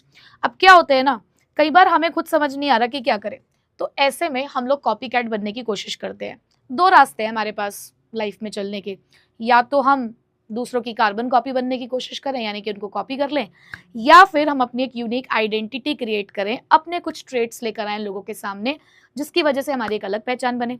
But companies का क्या है, कंपनीज कई बार क्या करती हैं कि ठीक है यार, जो इसने किया हम भी वही कर लेते हैं, अगर ये ज़्यादा डेट ले रहे हैं तो चलो हम भी ज़्यादा डेट ले लेते हैं, अगर ये ज़्यादा इक्विटीज़ इशू कर रहे हैं तो हम भी ज़्यादा इक्विटीज़ इशू कर देते हैं। तो एक तो कंपनी का नेचर हो गया ये। दूसरा, अगर इसने डेट लिया है हम इक्विटी इशू करेंगे, अगर इसने इक्विटी इशू करी है हम डेट यहाँ पर लेंगे। तो या तो उनके पीछे चलना है, उनकी पॉलिसी को फॉलो करना है, या अपनी खुद की पॉलिसी बनानी है। ठीक है, तो देखिए ज़रा ये पॉइंट क्या कहता है, company cheque what others in the same industries are doing। so companies लगभग कई बार क्या करती हैं, ये चेक करती हैं कि लोग क्या कर रहे हैं, हमारे कंपेटिटर्स क्या कर रहे हैं फिलहाल, but they should not copy them blindly. ठीक है, कई बार किसी और के पैटर्न को फॉलो करना भी ठीक है, बट उसको ब्लाइंडली फॉलो नहीं करना, क्योंकि सबकी सिचुएशन अलग है। आपको लगता है कि इसने ये काम किया, एक साल में ये बहुत सक्सेसफुल हो गया, आपने सोचा चलो हम भी इसकी राह पर चलते हैं और देखते हैं हम भी सक्सेसफुल हो जाएंगे। नहीं भाई, उसकी जर्नी अलग है, आपकी जर्नी अलग है। पता नहीं उसने वो एक साल में ऐसा क्या क्या किया होगा, उसकी सिचुएशंस क्या होंगी जिसके अकॉर्डिंग आज वो सक्सेसफुल हो गया। आपके सामने क्या सिचुएशन आ रही है, आपकी कंडीशन क्या है, वो अलग हो सकती है। तो ब्लाइंडली कॉपी किसी को भी आपको नहीं करना। आप एक गाइडेंस ले सकते हो, आप एक अंदाज़ा लगा सकते हो, उससे देख सकते हो कि ठीक है अच्छा ऐसा ऐसा होता है, बट आपको अपने अकॉर्डिंग अपना जो कैपिटल स्ट्रक्चर है वो डिज़ाइन करना चाहिए। अब जैसे कि ये लोग एग्जाम्पल दे रहे हैं कि if the industry average debt equity ratio is 1:1, किसी इंडस्ट्री की मतलब इंडस्ट्री की अगर एवरेज डेट इक्विटी रेशियो की बात की जाए तो 1:1 है, मतलब कि जितने डेट उतनी इक्विटी, इक्वालिटी लेकर चल रहे हैं वो उसके बीच में। So but your business is risky, but आपका बिजनेस अभी फिलहाल रिस्की है, तो ऐसे में they maybe you should stay at 1:2, यानी कि लेस डेट। अब आपको दिख रहा है कि इंडस्ट्री में सब 1:1 को मेंटेन कर रहे हैं, बट उनका हो सकता है कि रिस्क कम हो, बट आपका रिस्क ज़्यादा है। तो ऐसे में आपके लिए इक्वल डेट लेना इक्विटी के बराबर ये सेफर नहीं है, आपको इक्विटी ज़्यादा लेनी चाहिए, डेट कम। तो आपको जाना चाहिए 1:2, यानी कि डेट से डबल आपके पास आपकी इक्विटी है। तो आपको बिल्कुल भी ब्लाइंडली किसी कंपनी को फॉलो नहीं करना है, ठीक है। तो अब ये पॉइंट आपको क्या समझाता है, the capital structure of other companies. चलिए मैं बताती हूँ, बनाइए थोड़े से बादल। Capital structure of other companies, ठीक है जी। चलो बादल बादल बादल बन गए हमारे, ठीक। चलो अब यहां से अगर बात आती है कि आप फॉलो कर रहे हो इंडस्ट्री नॉर्म्स, ठीक है, अगर आप फॉलो कर रहे हो इंडस्ट्री नॉर्म्स तो आप अकॉर्डिंगली अपना कैपिटल स्ट्रक्चर डिजाइन करोगे, but you have different situation. चलो इसको इतना ज़्यादा लेंदी नहीं बनाते हैं, तो यहाँ पर लिखो डिज़ाइन कैपिटल स्ट्रक्चर अकॉर्डिंगली, ठीक है। तो मतलब जैसे इंडस्ट्री के नॉर्म होंगे आपने उनको फॉलो कर लिया, ठीक है। बट अगर आप नहीं फॉलो करते इंडस्ट्री का नॉर्म, क्यों नहीं फॉलो करते हो आप इंडस्ट्री के norms? Due to different business situation, क्योंकि हो सकता है कि आपकी बिजनेस सिचुएशन डिफरेंट है। तो अब आप यहाँ पे जो अपना कैपिटल स्ट्रक्चर डिजाइन करोगे, अब जो आप ऑप्ट करोगे अपना कैपिटल स्ट्रक्चर, वो कैसा ऑप्ट करोगे बेटा? As per the condition. तो आपके बिजनेस की जैसी कंडीशन होगी आप उसी के अकॉर्डिंग उसको डिजाइन करोगे, ठीक है। तो अगर आप इंडस्ट्री नॉर्म्स को फॉलो करते हो तो डिजाइन करोगे कैपिटल स्ट्रक्चर उनके अकॉर्डिंग ही। बट अगर आप नहीं फॉलो करते इंडस्ट्री नॉर्म्स को, क्यों? क्योंकि आपके डिफरेंट बिजनेस सिचुएशन है, तो ऐसे में आप ऑप्ट करोगे एक ऐसा कैपिटल स्ट्रक्चर जो आपकी कंडीशन को सूट करता होगा, ठीक है। तो ये फ्लो चार्ट की हेल्प से भी हम लोगों ने लिख लिया है, इसी को बस शब्द में उतार देना और एग्जाम्पल जरूर लिख देना इसका, इस पॉइंट का एग्जाम्पल जरूर लिख कर आना, ताकि बहुत ही ज्यादा क्लैरिटी के साथ आप इस पॉइंट को टीचर को एक्सप्लेन करके आ पाओ कि आप क्या कहना चाहते हो, ठीक है। तो फटाफट से इसका स्क्रीनशॉट ले लीजिए। तो बच्चों ये थे हमारे 14 के 14 points of factors affecting the capital structure. एक बार मैं आपको इसका रिव्यू दे देती हूँ सारे पॉइंट्स का फटाफट से, ताकि आपके माइंड में एक बार फिर से रिकॉल हो जाए सारी चीजें। चलिए, हाँ जी, तो यहीं से हमने शुरुआत करी थी। क्या बोला था हमने कि सीआईडी के सीसीटीवी कैमरा से रिकॉर्ड हुआ फुटेज फेक नहीं रियल था, और इसी में हमारे सारे पॉइंट्स थे। सो मेरे साथ अब सारे बच्चे जोर जोर से बताएंगे कि हाँ किस पॉइंट में हमने क्या पढ़ा है। तो सबसे पहला पॉइंट है बच्चों हमारे सामने cost of debt. Cost of debt का मतलब क्या होता है कि वो एक्सपेक्टेड रिटर्न जो हमें अपने लेंडर को पे करनी है। तो अगर वो आपको दिख रहा है कि एक्सपेक्टेड रिटर्न हाई जा रही है, तो ऐसे में आपको डेट को अवॉइड करना है, इक्विटी की तरफ जाना है। बट वहीं पे अगर आपको लगता है कि कॉस्ट ऑफ डेट लो है, बहुत ज़्यादा हाई नहीं है मार्केट के अंदर, तो ऐसे में आप ज़्यादा डेट की तरफ जा सकते हो और लेस इक्विटी का इस्तेमाल करोगे। इंटरेस्ट कवरेज रेशो ये बताती है कि कितने नंबर ऑफ टाइम्स आपका profit before interest and tax आपके इंटरेस्ट ऑब्लिगेशन को पूरा कर सकता है। अगर ये रेशो हाई आती है तो बताओ क्या करना है?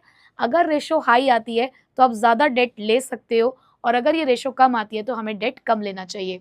डेट सर्विस कवरेज रेशो आपके और डेट के कमिटमेंट्स के बारे में भी बात करती है कि इंटरेस्ट के अलावा भी आपके कुछ डेट कमिटमेंट्स होते हैं।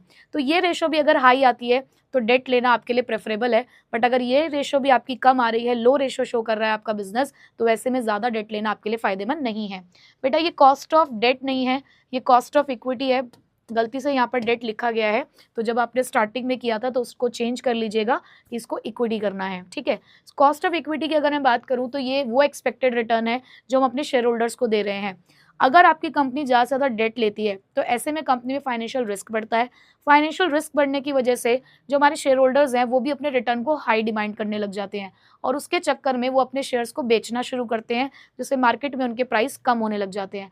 तो ऐसे में हमें डेट का कम इस्तेमाल करना चाहिए ताकि कॉस्ट ऑफ इक्विटी हमारी बहुत ज़्यादा इंक्रीज ना हो।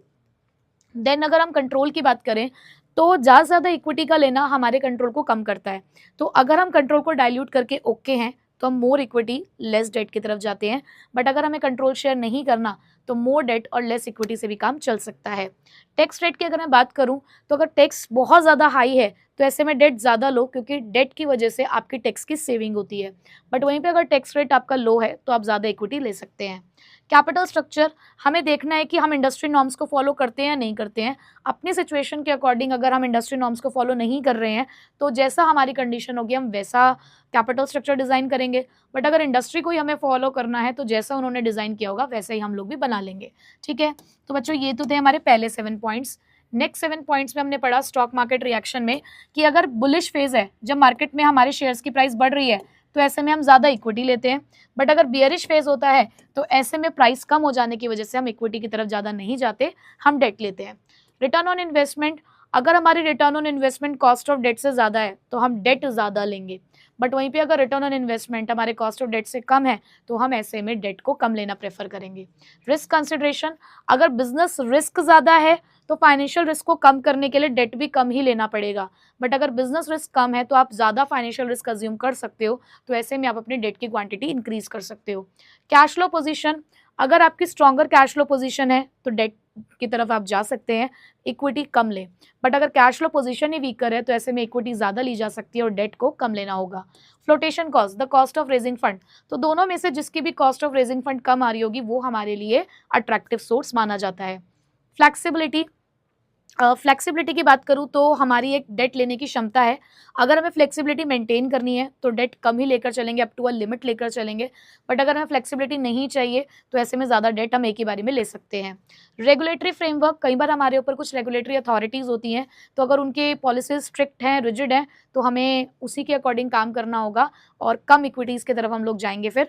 बट अगर हमारी सेबी हमारे साथ लीनियंट है, हमें आसानी से काम करने दे रही है, तो हम ज़्यादा इक्विटीज़ की तरफ जा सकते हैं। ठीक है, तो ये मैंने आपको सारे पॉइंट्स फिर से रिकॉल करा दिए हैं एंड आई होप कि आपको ये वाला टॉपिक बहुत अच्छे से समझ में आ गया होगा, जिसके लिए बच्चा पूरे साल परेशान रहता है। ये 14 पॉइंट्स आपको एकदम क्लियर होंगे, तो मुझे कमेंट बॉक्स में ज़रूर बता दीजिएगा कि ये सारे पॉइंट्स आपको क्लियर हैं या नहीं। अब मिलूंगी आपसे नेक्स्ट क्लास में इसके कुछ आगे टॉपिक्स के साथ, और वो भी हैं हमारे कुछ इंपॉर्टेंट टॉपिक्स, और ऑलमोस्ट ये चैप्टर आपका हो चुका है ख़त्म, तो परेशान होने की बिल्कुल भी बात नहीं है। बस थोड़े से ही पल हैं जिसके बाद ये चैप्टर आपका ख़त्म हो जाएगा। सो मिलूंगी अब आपसे नेक्स्ट क्लास में। Till then take care, bye bye. Thank you so much इस लेक्चर को पूरा ध्यान से देखने के लिए। आई होप आपको ये पूरा वीडियो लेक्चर बहुत अच्छे से समझ आया होगा। मुझे कमेंट करके ज़रूर बताना कि क्या ये वीडियो लेक्चर आपको अच्छे से समझ आया, और अगर आपके मन में कोई भी डाउट है इस वीडियो के अंदर तो प्लीज़ मुझे कमेंट करना, मैं पूरी कोशिश करूँगा आपके रिप्लाई करने की। हमारे चैनल को सब्सक्राइब ज़रूर कर लेना, और यहाँ पर जो प्लेलिस्ट्स आ रही हैं उन्हें अच्छे से फॉलो करना, इसमें आपकी कंप्लीट प्रिपरेशन हो जाएगी। एंड जाने से पहले हमारे इन सोशल मीडिया अकाउंट्स पर मेरे साथ पर्सनली कनेक्ट हो सकते हो, और मुलाकात करूँगा अब आपसे आपकी नेक्स्ट वीडियो में।